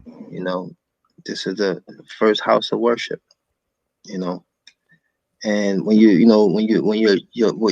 in other parts of the world, trying to position your body to face the Qibla, which is the Kaaba Mm-hmm. in Masjid al-Haram in Mecca. So when you're anywhere in the world, you're trying to face your body towards this place. Than to actually be face to face, you know what I'm saying, Right. with the very object, you know what I'm saying, that, we're commanded to face in the salat. So I mean, I can stand this way, I can go around this side and face this way, Mm-hmm. I can go this way and face this way, like, you know what I'm saying, this is Mm-hmm. this is the Kaaba, Right. and then all the history, you know what I'm saying, of how Islam was established and so on and so forth, and this is the home, the Prophet Sallallahu Alaihi Wasallam. So just a lot of, you know, inspiring, experiences that I had. So it was just like this purification that took place. Mm. And then to leave there, see your family, pretty much for the last time as a free man. To get back on the plane, to give a talk, you know what I'm saying, at a university, and I never made it out the airport. I spent 6 months in the prison where, the national language is French and Dutch. So go figure, I'm in a prison where no one speaks my language. And I'm Did you locked down did for you two. learn French and Dutch while you were in there? No, actually, when I went out direct one time and found out that 80% of the inhabitants of the prison was Muslim. Mm. So I got around speaking Arabic. And then I Mm. bumped into a few guys that speak English. But one of the funniest experiences was, man, I got the commissary list, and that joint, like, one side was French and the other side was Dutch. And I'm like, I can't make sense of none of this. So I just started ordering stuff that jumped out to me. Like, it was something that said Gretchen chip. Gretchen chip, that sound like potato chips. I'm gonna get like Right. 30 bags of that. Yeah, you know what I'm saying? I said something said tune. Tune, that must be tuna. I'm gonna get about 10, 15 cans of that. You know what I'm saying? Wow. So until one day, I met a dude that spoke English. He said, yo, you know, I was telling about the commissary. I said, man, I don't know what none of this stuff is, man. So he translated the whole commissary list for me. And I was Mm. just amazed at what they had on commissary. It was like, I've been missing out on some shit. Yo, I've been buying They 30 got some bags good of shit in chips. here. Yo, I've been eating 30 bags of chips, yo. Chips and tuna. Tuna Chips fish and and tuna. chips. Yeah. You know what I'm saying? Sodas, water. I could have been getting fried chicken and You know what I'm saying? octopus. I don't know. Yeah, it's beautiful because all of the European products that we pray for, Nivea, all the fly stuff, the lotions and all that stuff is like St. Ives over. That's like Jergens over there. So it's like Right. all of this stuff, you know what I'm saying? It's like, $100, got wires going through it and all that, you know what I'm saying? Like, the stuff is nothing over there. Mm. You know what I'm saying? And you have unlimited commissary. Then on Wednesdays you get fruits and vegetables, so you can Wait, order by the unlimited kilo. commissary. Yeah, you can buy. I mean, there's no spending limit, but you buy whatever you Oh, can okay. afford. Okay. Oh, You got know what I'm you. saying? Got So you. like you could, yeah. So all of this stuff. I mean, they had good stuff. I mean, and then you had commissary twice a week. Now, wait, where is this? What country is this? This is in Belgium. This is in, Belgium. the capital of Europe. Okay. You know what I'm saying? So So I you're spent, locked up in Belgium. yeah, I spent my first 6 months over there. 23-hour lockdown, 1 hour rec, 2 showers a week, phone call every other day. You know what I'm saying? One meal a day. You know what I'm saying? So And how many commissary. black people? Um, it was more Moroccans and Algerians. You know what I'm Mm. saying? So they're African. If you really Okay. want to get technical, Right. there's a whole Okay. jail full of Africans. Right. Yeah, Africans ain't all look like us. You know what I'm Right. saying? Africans vary. So, but it was actually different. They were different kind of inmates there. They was really sophisticated. Like, you had people there for like human trafficking, all. They was there for all kinds of stuff. Like, they had to answer to 3 different countries, smuggling drugs from, what I'm saying, it was like a Romanian crew out there. Them dudes was like wanted in 3, 4 different countries, and everybody spoke about 3, 4 languages. It was a whole different scene, you Mm. know. But it was straight, commissary straight. You get your own TV, you get a DVD player, you get an espresso machine. They give you anything you want to kill yourself. You want to kill yourself. You can just buy whatever you want on commissary and kill yourself. You know what I'm saying? Just So, kill yourself. yeah, just go ahead and kill yourself. They had the old steel trays with the They had real stainless steel knives. They forks had and knives. Yeah, they literally hand did. I'm talking about. grenades in the commissary. you know. But it's crazy because it's like I always thought like the feds, you know, when I was growing up, the dudes was like you had to be a big wig dude to go, you know, get to go federal. You know what I'm saying? Right. So you know, you're looking at it like, man, if this sweet like this, man, I can't wait to get back to the state. You know what I'm saying? So when I was growing up, I used to hear about tennis courts and swimming pools and Right. feds You got thought the lobster. feds was super sweet. Man, You thought that shit was super sweet. that joint was nothing. So I could have wait, did so they transferred you from Belgium to to North America Carolina. to North Carolina to the feds. So Yeah, I you're was in in. a Fed prison in North Carolina. No, I was in the county jail Oh, because okay. I was fighting. I was gonna go to trial. You know what I'm saying? I was going to trial because, like I told Okay. you, like I ain't had nothing to really do with nothing. So I'm going to trial. So I was in like 5 different county jails In North fighting my Carolina. trial. You know what I'm saying? But then when I seen they stacked the deck on me, I folded and just took, you know, I just took the plea, which was 14 years. Damn. Don't take the plea, you get life. Mm. You know what I'm saying? So I got 14 years for hearsay. Wow. Yeah, you know. Crazy. Yeah, so you know, to be honest with you, I mean, if it wasn't for Islam, I don't know if I'd be sitting here talking to you right now. Right. You know, it'd have been a whole different bid. I'd have been doing the bid as Loon, not Amir.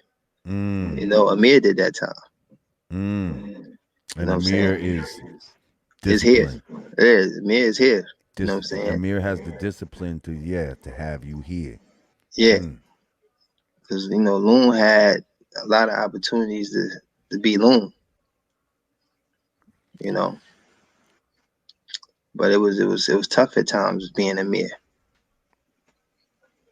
You know, but you know, I learned patience. I learned a lot of things I didn't have.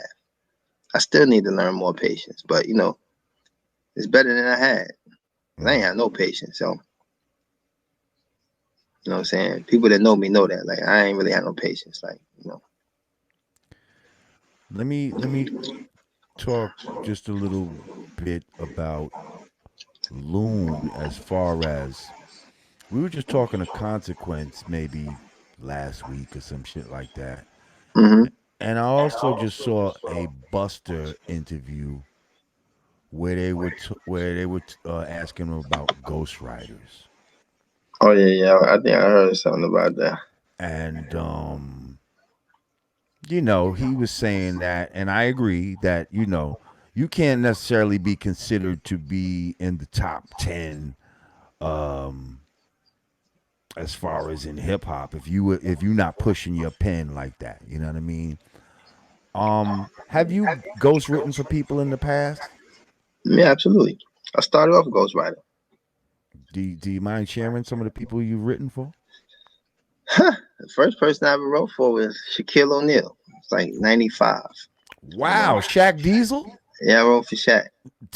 Wait, was it a Shaq Diesel rhyme? Like what, or one of his like Shaq Fu? Was he Shaq Fu?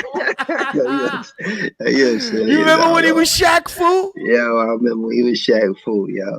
Did you Ooh, write one of yeah. his Shaq Fu rhymes? Nah, it was on the album that Biggie was on. Okay. So, you know, he was trying to actually rap on this joint. Okay. Yeah, because like Peter Guns and Lord Tariq used to write for him. Ah. And somehow, you know, they ain't want to write for him no more, something like that. I don't know. So I just took it. Yeah, I write, you know, Shit. All right for Shaq no Fu. question. Shaq Fizzle. Yeah, take the check right to the dealer too. Okay. What'd you get? Yeah. BMW Nice. 328 CI. Nice. Yeah, that's what I'm Nice. saying. It's like, you know, like that's the thing. Like I used to do so much prior to, you know, me coming into the hip hop game. I used to be scared. I ain't gonna even lie to you. I used to be terrified that, Scared of what? you know, my past catching up to me. Like, Ah. me and my homeboys, like, you know, we was out of town a lot. We used to go to a lot of towns, you know, doing our 1-2. You know, we had a different nickname for every town we went to. So I just knew, like, the minute I pop up on the screen, it was really y'all video. Y'all video was the first video I ever did. Mm. I was like, somebody coming to get me, man. I know somebody. That's why I was an all-out mission. I'm gonna get on this roof. I'm going hard because, like, I just got a feeling somebody gonna see this video and be like, yo, that's Blue. Oh, no, that's black. Oh, no, that's, you know what I'm saying? Like, whatever nickname we was using, whatever towns we was in, you know what I'm saying? I just felt like, oh, man. I As used soon to as be I, nervous about shit like that in the beginning too myself. I ain't gonna front. yeah. Because, I mean, you know, it's just And instinctive to somebody's think, gonna be like, like, "Yo, that looked like that dude that did yeah. that to me." Like, yeah, Yeah, because, huh? for us, the options we have growing up in the ghetto, we think this is an escape. You know, escape is, basketball, something of that nature, like anything that's going to get you out. Mm-hmm. So, hip hop was one of those escapes. But at the same time, it's like, can you escape? So, you know, that definitely was like one of my concerns. But then I wrote for Shaq, Mm-hmm. you know what I'm saying? Of course I wrote for Puff, Mm-hmm. you know. What like the joints you was on with him, like the Yeah, I Need a Girl, I part Need a Girl, one, you wrote part his two. part. Diddy, I Don't Want to Know for Mario Winans. I wrote something for New Edition when they was on there. I Mm. wrote for yeah, I helped Mace with his second album. Okay. You know what I mean? It was like, it How are was it those was writing checks? those are that's what's up. And you know what I'm saying? Cause yeah, cause Talk I to owned him. all the publishing. You know what I'm saying? And that's Tell the thing. them. Like, huh? Tell them about the sometimes it's better to be behind the scenes like that, huh? Nah, On it's some writer absolutely shit. better. It's absolutely better to be Mm-hmm. behind the scenes because it's less scrutiny, it's less attention. I And it's mean, more money.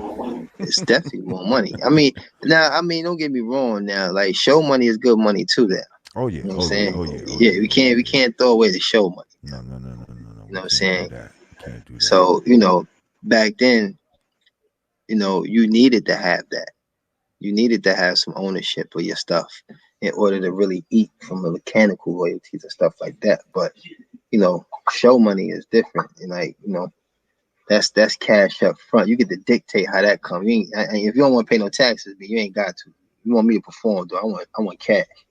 You know what I'm Mm-hmm. saying? So dudes be trying to give you a check and all that. Now I don't want no check though. Right.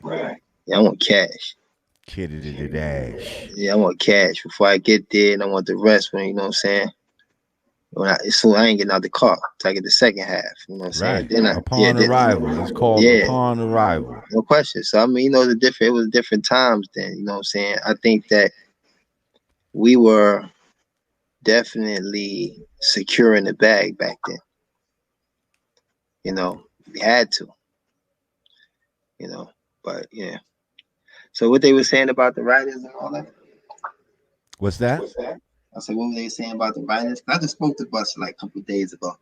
You know what I'm I know saying? what they were saying that you can't really be considered no top 10 like lyricist and all that type of shit in hip hop if you have been ghost written for. You know what I mean? If somebody has written for you, then you shouldn't even be in that conversation. I And I mean, agree. I see some validity in that. But if you think about, look at Motown, dog. Smokey Robinson and Stevie Wonder wrote all that stuff. So if you loved, Right. you know what I'm saying? Come on, man, cut it out. Here's the difference though. Here's the Yeah. difference. Okay, Here's the what's the difference, difference, my man? brother, right? What is the difference? Hip Please tell me hop what's the difference. hip hop is the only music where it's explicitly implied that the person saying the rhyme is the one that wrote it.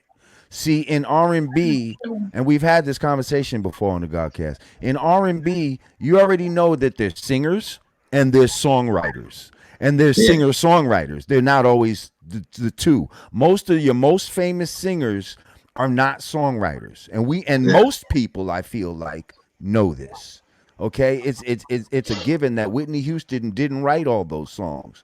Fucking Dolly Parton wrote that and all that type of shit. Michael Jackson wasn't writing none of them fucking songs. I mean, well, some of them he was, but a lot of his hits he ain't write them shits. So my Yeah. point is, in hip hop, especially in the beginning, you had rules like no biting and all this type of Yeah. shit. So it was kind of implicitly implied that rappers write their own shit. See, we didn't know that Big Bang Hank was saying Grandmaster Caz's rhymes. Had we have known that, I think that would have been a a little blemish on them. You know what I mean? And I Yeah. think that's why they kept it hidden too. You know what I mean? I mean, I So agree. I'm I just agree saying with you. hip hop's the only music where that's explicitly implied that the whoever's saying the shit wrote the shit. And that's what makes it different than all other comparisons, Motown and all that other shit. You never thought that they wrote all of them all of them joints. Well, see, this is where I'm trying. This is where I'm playing advocate because I agree. You know what I'm saying? Mm-hmm, I mm-hmm, agree. mm-hmm. You know what I'm saying? Because I've never recited you know, spit nobody else Right. stuff. How would you feel? How would you feel as an MC if you was But see, if listen, what somebody you just wrote some said. shit for you? And I'm But not see, talking about a line here and there. I'm talking about 16 bars. Here you go, Loon. Go in yeah. there and say it like this. But listen, you gotta look at the key word Here you you are, said. Amir. Pardon self. Yeah, Go ahead and say it the like key this. the key word you said is MC. So now you gotta look at how hip hop kind of evolved. Just like you said, well, R&B, you got singers and songwriters. In Mm-hmm, hip mm-hmm. hop, you got MCs and you got rappers, or you Speak got on it. rappers and you got artists. Speak on it. You Speak know what I'm on saying? So, it. so now Yes. this is what it had evolved into. Mm-hmm. You know what I'm saying? Because you know everybody knew all the success that Puff obtained as a producer. It was valid, but then when he started rapping, people wanted to have an opinion. A lot of people did have an opinion. You know what I'm saying? But the reality of it is you know it was accepted. You know what I'm saying? It was accepted. He sold a lot of records, and that was the case. But the thing is, you know what I'm saying? The thing is, you have these different components that evolve throughout the years to where you had the difference between a rapper and an artist. Right. So if we really, And that's where business comes in, I believe. yeah, absolutely. Business is what's made it transform from an MC to a rapper, and where the rules don't apply. But I just kind of feel we as black people, we always have to be the ones that, and as the creators of this hip hop shit, we always have to be the ones to decide what the criteria is. You dig? And I understand that there are rappers, and a rapper might not write all his shit, but you know, with real hip hop, you just can't be considered. You could be considered one of the greatest entertainers, but you're not going to be considered one of the greatest MCs. It's just not going to happen. Yeah. And Well, I think somebody I think the type of person who would have a rhyme written for them wouldn't even care about that anyway. That's why they did it in the first place. You yeah, know I what I mean, mean? it's so much to obtain, that that old methodology of hip hop and what it entails. Like you go back, Sugar Hill Gang, so on and so forth. It's like no one rap like that in our generation. You know what I'm saying? Right.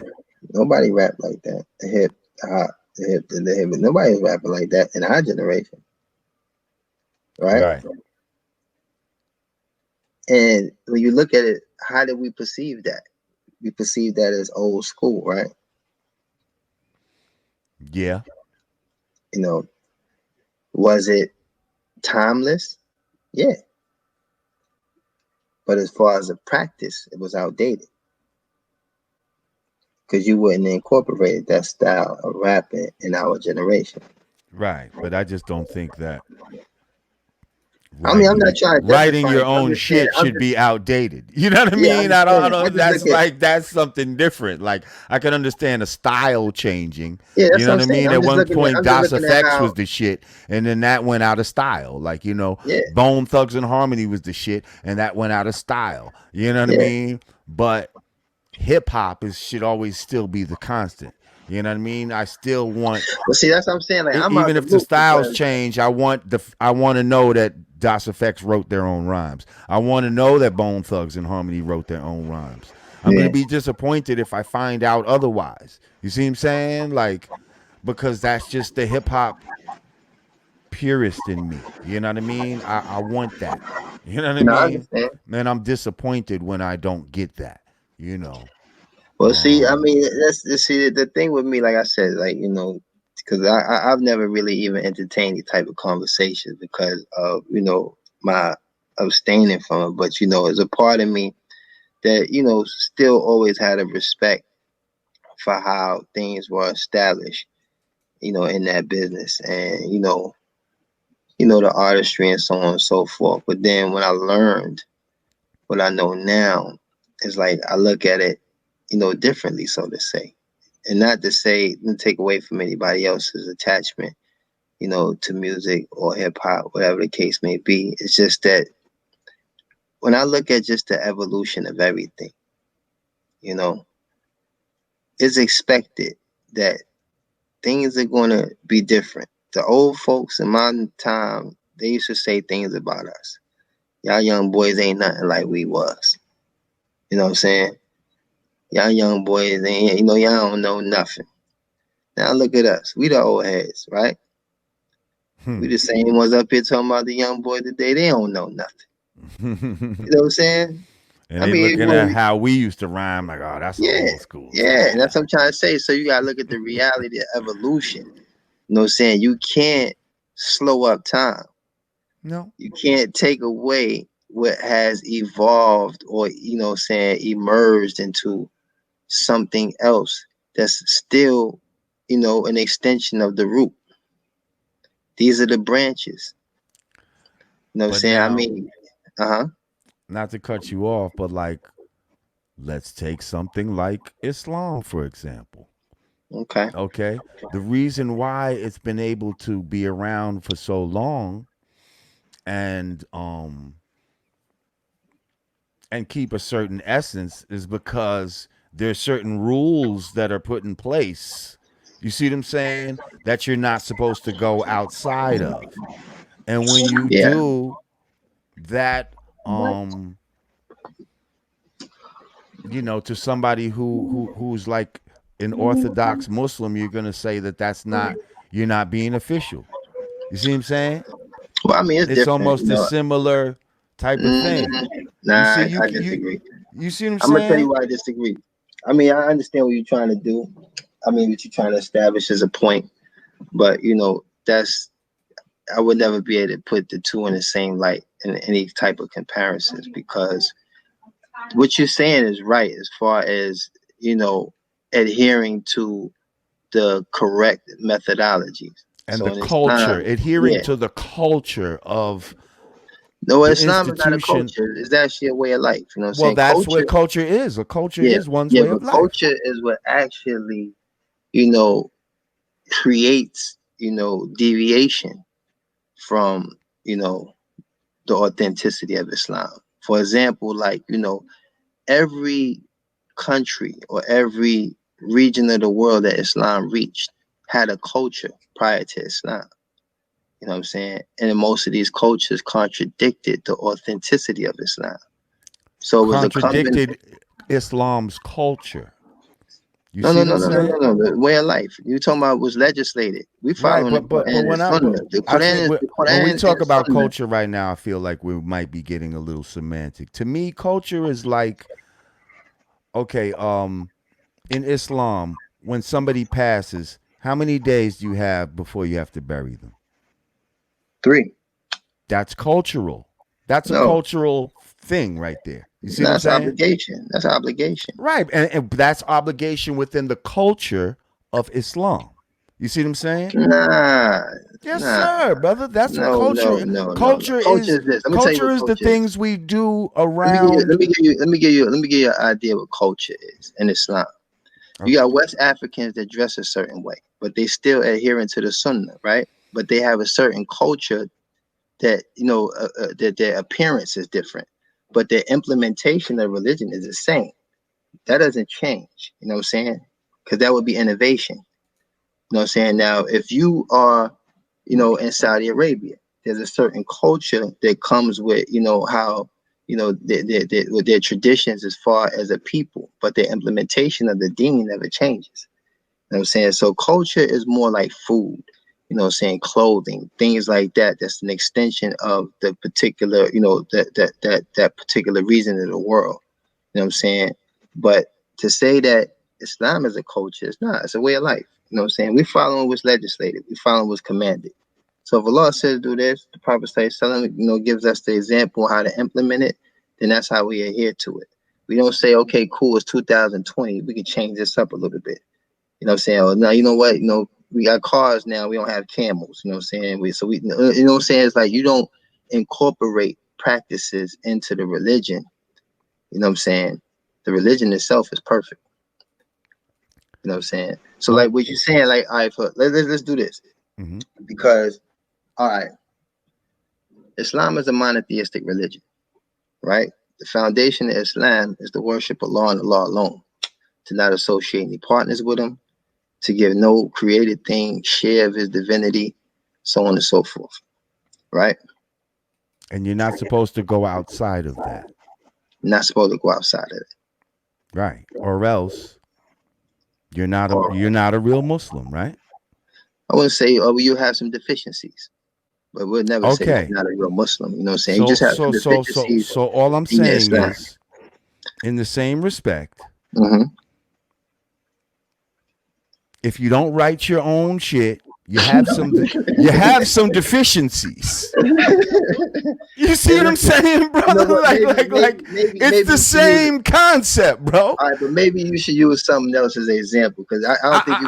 I'm I just don't trying think. to use some. I'm not trying to I know you're uh, trying to relate. You're make trying to give me Islam something, comparable with hip hop. I'm not trying to do that in any kind of way. I'm just but trying to you got. use an analogy I that understand, but you gotta be that mindful of your listeners. You know what I'm saying? You got real Muslims out there. You don't see the text coming up. I'm watching them. They listen like, oh nah, he going there like this ain't it. Nah, that ain't it. Like, the reality of it is, when it comes to if you want to compare something, right?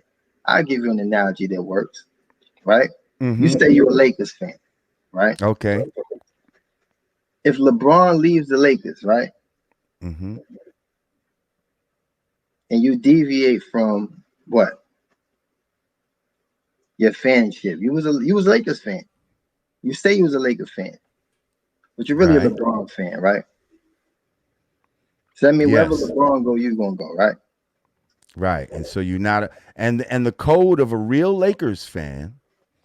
If Is you a that what? real Lakers fan, There we you're go. gonna Now we ride with talk. the Lakers fan with the Lakers There regardless. you go. See how easy that was. Right. But so I'm saying there's a culture, or there's rules to certain shit is all I'm saying. I And understand and that. I you, understand that. you see, and when you deviate from those rules, you're deficient. You're deficient when you deviate from these rules. Absolutely. So I'm just saying one of the But now let's main take that rules same of analogy. being an MC in hip hop is that the person spitting the lyrics should be the one writing it. But now let me ask you That's this. all. Let's take that same analogy. Is the person wrong for following LeBron every team he go to? That's their choice. Okay, But they can't that's call themselves a real Laker fan. That's all. you're right. You're right. I But can't now if consider I'm them when it comes to Laker Day, right? And we mhm. give out free shit. We invite the real Laker fans onto the floor and all that. You're not in the running, bruh. Because you see No, what I'm I got saying? you. You're not in the running. So it's the same thing. Like, but you're still a basketball fan. You see what I'm saying? You're still a hip hop fan and all that. You just don't write your own shit. Now, when it comes to Writers' Day, we just can't invite you. That's all. We can't invite you to the cookout where you know, it's the top 10 niggas that actually write this shit. You just can't come to that cookout, but you still can come to the hip hop cookout. All right, let me ask you this question then. Let me ask you this question. Hmm. What was the main objective for getting into hip hop? The main objective for Yep. most people, Yeah. probably to try to better their lives and not have to sell drugs and shit like that. Okay. So As now, well as to we're gonna walk it down now. You okay, hang saying on, that? but as well as to, because that's the economic side of it. But on the love No, side, that's the whole purpose. but no, not for everybody. Hold up, Not for because there is everybody, but there listen. is the there is the love. Hold up, there is the love of the art form that Yeah. that a lot of people fell in love with this shit and just wanted to do it so bad, and then money and all of that. Of course, you wanted to get money and shit like that too, but your love of the art form was so high that you just had to be a part of this shit. And But so now, if what you was got a also love a for the part of art that? form, you're gonna have a love for its rules and regulations. No, I get what you're saying. I'm just trying to get you to tap in now on evolution and how it evolved, and that's got to be expected.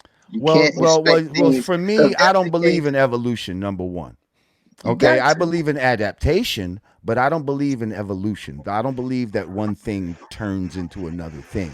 Like, you know what I mean? Like, that's what they'll say No, it's not evolution turning into is. another thing. It evolves. You know what I'm saying? I mean, I believe It that. can adapt. It can grow.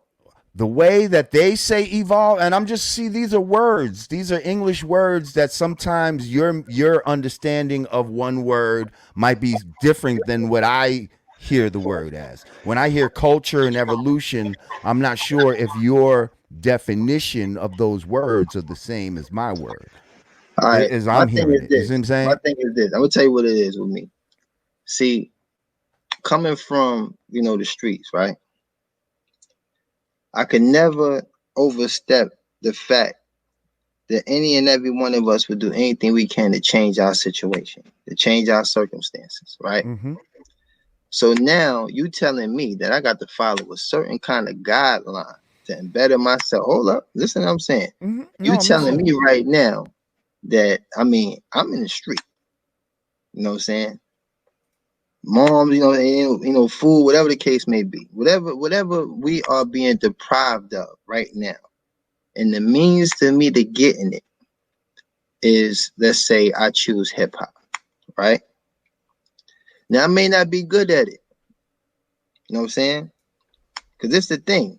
If a guy ain't good at it, you gonna tear his head off. He whack, right?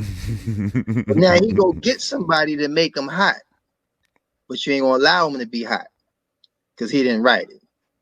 So See, now what we doing? Hold up, what we doing mm-hmm. now? Now we're dictating how I feed my family because you want to set up these rules because of your passion. When my choice was, okay, your choice is to love the art form. My choice is to get rich. You know what I'm saying? We both in it for the same things. It's just that your passion leans a little bit towards, the art form, right? But at the end of the day, you ain't never seen no rapper out there look dirty and dusty. You know what I'm saying? So that those accessories that come with your flow, you know what I'm saying? Appearance is everything. Appearance always been everything. We've been getting killed for this stuff for years. For lead patches, Adidas getting snatched off your feet, Pumas, whatever the case may be. Those things, you know what I'm saying, added a certain type of luster to what was coming out of your mouth. And those things wasn't cheap. Your Right. art form got accepted because of the perception of who you were. You know what I'm saying? It wasn't always just about what you said, it's how you said it and how you looked. So all these components to what you gotta understand at some point they was going to evolve. And that's what happened. You know what I'm saying? The glorification of how you look started to supersede how you sound. That was the evolution. See, let me Do you just I mean say do you that understand that? people No, I'm have just saying I'm just absolutely no, that's absolutely. all I'm Here's the saying. thing: I'm not trying to stop people from. I think you're hearing it wrong. I think you think that I believe that if you don't write your shit that you shouldn't do hip hop. I'm not saying that. I'm just saying you can't be in the conversation of being like in the top 10. That's all. Okay, now You that, can you if that's what can it all boils down to, then we went around the block for no reason. You know what I'm saying? I was yeah, just really looking at because, like, for no, me, they can absolutely yeah, do nah, it. you They right, you can right. absolutely do it. I'm just saying when you But talk about but the hold up top though. 10, when I But talk hold up about the though. top 10 of all time and Hey, all that listen, type but of hold shit, up. because Now I niggas been understand getting this that. shit written since the beginning. I That understand that's that. that's But nothing this is the new. thing. You gotta also understand. We did this for the people. So the people get to decide, right? You don't if it was up to us to decide who's hot and who's not, oh man, it'd be lonely up there. It'd just be like, it'd just be like I mean everybody'd be on, matter of fact, rather. You know what I'm saying? But it's always the people. The people decided who was hot. So you can take your love and passion for the art form all you want, but if the people differ what that entails or how that transpires into entertainment or whatever the case may be, you know what I'm saying? Because the people, I mean, am I right or wrong? The people decide. When back in the days when Busy B was battling, you know what I'm saying, and Cool Mo D and LL was battling, and all these people decided who was the hottest. L didn't get to choose that as much as he emphasized it in his verses. Cool Mo D didn't get to choose that as much as he emphasized in his verses he was the hottest. The people decided who was hotter. You know what I'm saying? The Facts. Yeah, the people decide. So now the people today, because this generation may not be as attached to the art form as your generation or my generation, right? They only going off of what's being what's being displayed. You know what I'm saying? So I'm gonna be honest with you. Like when I was in prison, like dudes used to be watching World Star and all that. I don't listen to music, and you gotta have your headphones on to actually hear it. But I used to just look at the screen. You know what I'm saying? And I seen like maybe 15 different variations of the same video. It was a bunch of young kids with semi-automatic weapons, no shirt on, with a Wraith on, or a Wraith parked in front of a trap house. So I kept seeing it, kept seeing it, kept seeing it. So of course, because I used to be a product of that environment and that business, I was saying to myself, man, this is wild, man. It's like, look at the stuff we was trying to do. We was trying to show you waterfalls. We was trying to show you like different places, and we was trying to show you like Puck say sometime, black excellence, or so to say. Hmm. You know what I'm saying? So now when you look at once again this word that you must be troubled with, how things evolved, you know what I'm saying? No one had respect for even what we was trying to show you. And it wasn't even so much about the art form. We was just trying to show you that, you could boss up. Like you could literally, you know what I'm saying? Like, look what came out of the game. You got Jay, the billionaire. You got Paul. Like, this is what we was trying to achieve. This is what everybody was striving for in our generation. Dudes was trying to run that bag all the way up. You know what I'm saying? So that's what the young kids saw. And that's what they ran with. And that's what you got right now. Hmm. You know what I'm saying? That's what it was. You know what I'm saying? I grew up in an era where they were selling heroin, crack came. I came from the crack era. We was trying to imitate the dudes from the 70s. You know what I'm saying? These kids right now, if we look at everything they got going on, Jamar's like, their whole style is retro. Everything they wearing is retro, man. Jordans we used to pay $80 for. Be them joints is $500-$600 right now. The same joints. The So if same you ain't if joint. you ain't got no respect for evolution, man, ain't no adaptation. That's evolution. That our stuff actually have a value, and we still criticize. At the end of the day, they hold out. They cherish our stuff. They cherish our generation. They cherish our era. They doing everything that we did. That's all they got. Is what we left behind, and we still find flaw in it. We still find a reason to say, okay, this, that. I just ain't never been that kind of guy. That's all I'm saying. I just want to see anybody and everybody find a way about this joint. So if you got to get Lord Jamar to write your verses for you, or whoever, you know what I'm saying?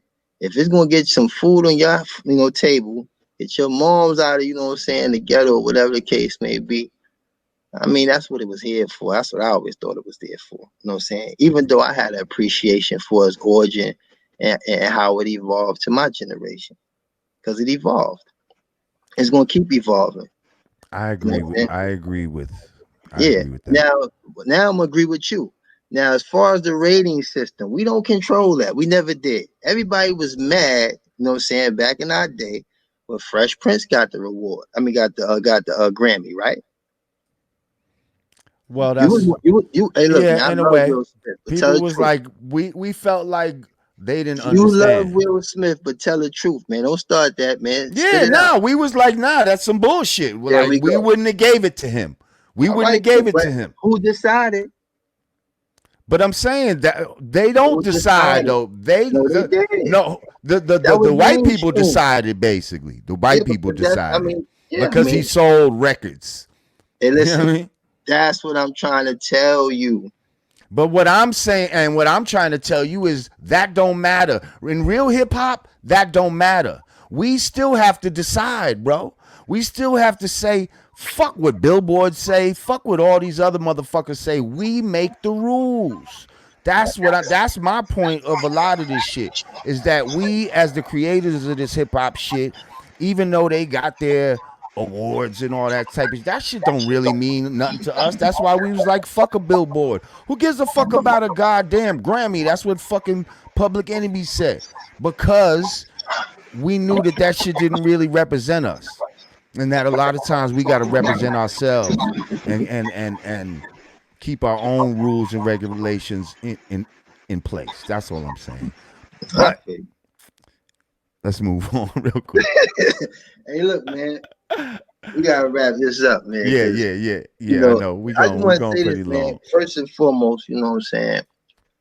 You is a person that I know, for a very long time. Always had a great deal of respect for you. You know what I'm saying, and what you've done for the culture. Because right now my heart is very much inclined to, how do we reach these youth? How do we try to, rectify some of the abandonment that we've contributed to? We left them hanging. You know what I'm saying? Hmm. And that's why, like, when I hear certain things, like the subject we was just going back and forth, it kind of contradicts where my heart is at right now. Because it's like I'm not here to, continuously try to find, flaw in, these only options and platforms that was laid out for us. Because if that's the case, look, you know how many old dudes I seen get laid down because they thought they made the rules in the 70s. Hmm. We coming out here in the crack era, you gonna tell me some rules you made? You know how many of them got alley oop because of that? Hmm. You know how many of them ain't around to tell that tale?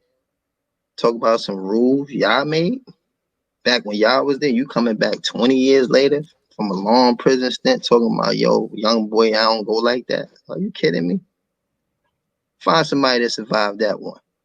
Then we have a discussion about rules. You know what I'm saying? Every generation that follow will make their own rules. They gonna play the game the way they want to play the game. You know what I'm saying? You know what I'm saying? We just need to show them a better way. You know what I'm saying? It got to be a better way. You know, they got to learn from our mistakes. Things that we thought was right, we learned was wrong. We got to tell them that. You know what I'm saying? But we can't tell men what to do. Like, that don't even fly in prison. I've been locked up 9 years. You can't tell a man in prison, like, yo, dog, he can't do what? These people already told me I gotta stay here 20 years. You think I'm gonna listen to somebody got the same outfit I got on? You know what I'm saying? Hmm. That's the problem, man. Like, I mean, look at the rules that we supposed to follow. We deviate from that, but we gonna hold everybody else to another standard. Like, come on. I just don't. I mean, I just think that's a flawed system. So I know you. I saw something where you, I think, hooked up with Jay-Z, Meek Mill Yeah, on an Reform Alliance. initiative. Yeah, Yeah, Reform Alliance. That's talk definitely about the something. Reform Alliance. Well, Reform Alliance, the Office of Community Support is what I'm a part of. You know, and basically is to try to reform the parole and probation system, because you have like 2.5 million people who are incarcerated, but you have double that's on supervised release. And just like whether it's something you experience or some of your homeboys experiences, that being on parole, being on probation is like being on eggshells. You know what I'm saying? Anything can get you put right back in prison, right? And like when people come home trying to transition into society, there's that transition, is met with another system that is just a reflection of where you just left. So what we're trying to do to reform the parole and probation system is actually to be liaisons between individuals coming into society and transition into supervision, and giving them all the things that they need to transition into society. You know what I'm saying? Because this is very important. You know what I'm saying? Like, To so help what are them. some of the things what people need to transition? I mean, the basic necessities. People need money. People need food. People need clothes. You know what I'm saying? Cell phone. How can you not have a cell phone in 2020? You know what I'm saying? Jobs. Yeah, jobs, job experience, job education, mental evaluation. We gotta evaluate these people coming in to society, because there's a such thing as PTSD that you can obtain, and you don't have to be at war. You don't have to get sent off to no war, nothing like that. It's just it's a lot of mental illness that comes from being in a heightened environment where there's a heightened sense of threat constantly. You know what I'm saying? Sleeping with one eye open, sleeping with a knife on you, whatever the case may be. Like, that's not normal. We've normalized that in our culture, in our society. We normalize, you know what I'm saying? We've accepted that this is normal, that we go to jail for 10, 20 years. That when we get to jail, we got to, keep the knife on us. And we made all these things normal. This is unrecognized trauma. You know what I'm saying? So I'm very passionate about aiding and assisting individuals who coming back into society to first and foremost get their minds right, their hearts right. At the same time, you know what I'm saying, you have to help a man restore his honor and dignity. This is something that's been snatched for you for 10, 20 years. Got somebody telling you when to get up, when to piss, you know what I'm saying, when to lock down, when to get off the phone, and like whatever the case may be. It's like, yo, how do I get my nuts back? You know what I'm saying? Like, you done stripped me of my dignity, my honor.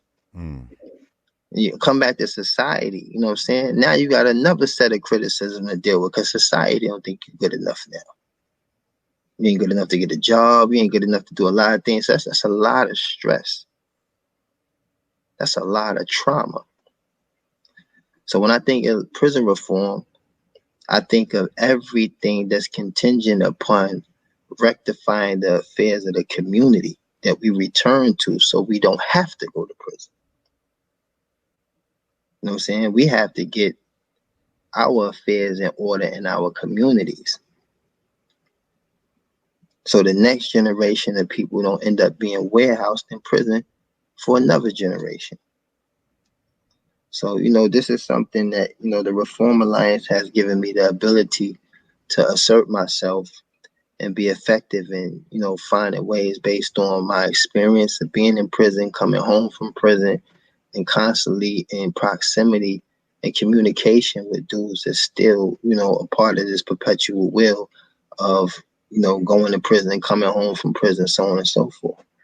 You know what I'm saying? So it's like, it's a lot going on, that a lot of people, like I said, it's been normalized. And a lot of people have become desensitized to like what's really going on as far as mass incarceration. It's serious, y'all. Super serious. It's super serious, y'all. You got first time offenders, man. You know what I'm saying? I got a brother that actually helped me get out. Name is Weldon Angelos. You know, so I didn't meet him till I came home. But for 19 years, this man diligently fought for my clemency. You know what I'm saying? I mean 19 months. I'm sorry, felt like it, but 19 months. You know what It I'm saying? felt like 19 Yeah, years. it felt like I known him that long. You know what I'm saying? Right. Not the time, but it felt like I knew him that long because 19 months of spending my 300 minutes back and forth with him, you know what I'm saying? My family, talking to him, so on and so forth. And this man was somebody who got 55 years for selling $300 worth of weed. Mm. And 55 years. 55 years they sentenced him to. And he's Caucasian. Wow. You know what I'm saying? He brought hip hop to Utah. They tried to hang him for it. Mm. You know what I'm saying? So when you talk about like certain, things that, They say saying you like, want to be black, you want to bring that yeah, black yeah, shit around, or we going to treat you like you're black. Or we yeah, going to give but you this nah, black time. nah, yeah, I'm saying like for real. Like he had made 3 sales to an undercover for $300 worth of weed each time. So it was really like $900 worth of weed, and he had a gun. Wow. So they gave him the 924C enhancement. He got 55 years. He did 16 years and got clemented. You know what I'm saying? Under Obama, Mm. and hit the floor running. Basically, you know what I'm saying, lobbying to get people out of prison. Helped me Mm. get out. Wrote a 34-page compassionate release on my behalf, and I got released. You know what I'm saying? Duke Tanner, the boxer, the dude that boxed from Indiana, you know what I'm saying? Beautiful brother, I met him, you know what I'm saying? And talked to him on FaceTime. I want to go out there in Indiana, you know what I'm saying? And talk to him some more and get acquainted with, him and help him with his efforts, to advocate for prison reform as well. Because it's like, this is what's happening. You know what I'm saying? There's people out here that's actually advocating for this and fighting for this. And it's like, when I look at the efforts of these people and the diversity of the people that's advocating, it's not just black people, it's advocacy, you know what I'm saying, on a whole nother level. You got people who just compassionately know this is wrong, trying to do something about it. You know what I'm saying? But then when I look around my communities, I see a lot of people either oblivious of what's going on, don't have the knowledge, or, you know what I'm saying, the information that's required in order to be, instrumental and, contributing to, these reform efforts and so on and so forth. It just prompts me to think that we have to start here. You know what I'm saying? We have to start educating our own on why we're ending up in these traps, why we keep ending up being warehoused in these prisons. You know what I'm saying? There's so much, Absolutely. yeah, so much going on right now. And I think that every man has a responsibility. We got kids, dog. You know what I'm saying? You got kids. Shit, I got a grandson now. Yeah, I mean, you the old head.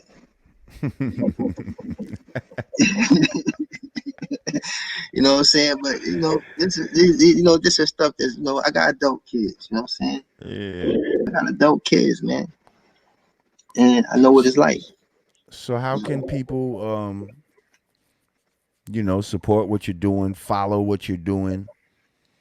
Um, you know. Yeah, I mean, well, basically, how we can start is by educating ourselves. Educating ourselves by learning. You know what I'm saying? About you know what has led and contributed to mass incarceration and how we can prevent, our generation, the younger generation of kids, from falling into the same traps. So a lot of us, we need to start with educating ourselves on, you know, some of these, offices that immediately impact our communities. Not so much about the presidency. It's more so about looking at, the councilmen, the assemblymen, the mayors, like all of these different offices that directly impact our communities. We need to be more instrumental in those things. You know what I'm saying? We need to be more instrumental in those things. Now, Reform Alliance, they have, a website. Basically, you can keep in tune with a lot of their, advocacy in regards of, prison reform and trying to, establish new legislation and, reforming parole, probation, you know, police, saying police reform, There's a lot of stuff going on. There's a lot of organizations out there that's on the front line. You know what I'm saying? A good brother, the good brother, my son, Tamika Mallory, they out on the front line every day. It's like there's a lot of people out here, what I'm saying, who are, making themselves available. However they can be.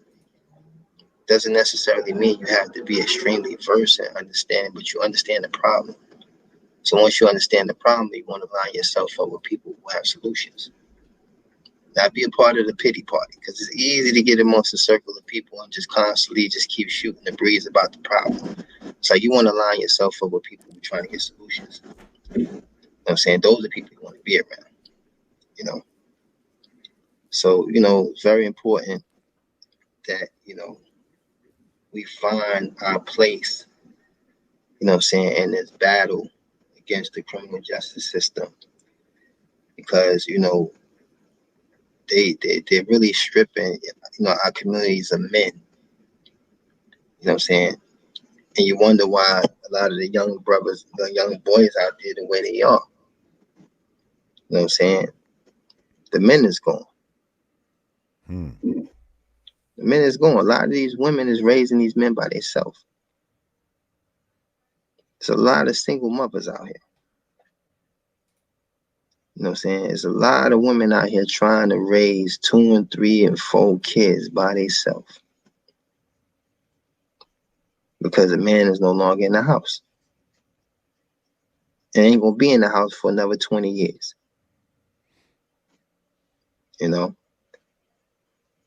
And it's like some of us are aware of this and we don't even like try to assist, some of these women. Take on some of the responsibility, like grabbing up some of these kids. Like this is stuff I grew up around. And that's really what I'm trying to I'm really trying to reestablish is what I experienced as a kid. You know what I'm saying? I was in the community, man. You know what I'm saying? You could do something in school and get an ass whooping for 4 blocks before you even get to your house. Everybody that found out you did something crazy in school. School crossing guard, put foot in your ass, everybody. I heard you come here. Going home. Everybody was involved in your life. The whole community was involved in your life. You know what I'm saying? Men was different. Men was different. It's like now I don't know what's going on out here. I'm still trying to figure it out, man. I only been home 4 months, man. So I can't really tell you. I can't really give you an accurate estimation of what's going on out there, but it definitely don't look like nothing I'm familiar with. You know what I'm saying? It definitely don't look like nothing I'm familiar with. I'm looking at grown men walking around, their pants hanging off their butt. You know what I'm saying? Like it just looks crazy to me. Tighter than girls' pants. Yeah, it's just crazy out there. You know what I'm saying? It's just something that's just like strange, And it's like this is what dudes is coming home to too. So they trying to figure it out. Right. You know what I'm saying? So it's a lot of work to do, man. There's a lot of work to do, man. But you follow me on my Instagram. It's at Real Loon to Amir. You said Real Loon to Amir? Yep, Real Loon. The number 2, Amir. I try to keep, I'm trying to, be, active as far as keeping the reminders flowing, what I'm saying, for the Muslims, keeping people, non-Muslims as well in tune with everything that I'm doing and just trying to keep myself busy, what I'm saying, and being a part of something that's going to affect change,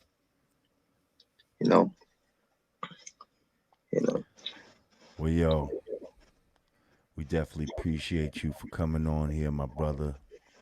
No, definitely, man. I appreciate it too. You know what I'm saying? I normally don't get this winded, man, but it's you, yo. It's you, yo. So I appreciate you taking this much time with us, man. Damn, nah, it's cool, man. this was a It's great cool. one, man. It's cool, man. I got mad love for you, bro. No And question. you are definitely a friend to the Godcast. Anytime you want to promote anything you're doing, anything you want to Oh, come definitely. No, I'm gonna be back. build on, just chop it up, or No, I'm gonna be back, man. All right, I'm brother. just all right, man. Hold it down, y'all. Absolutely, yo. Thank you, my brother. Not no problem.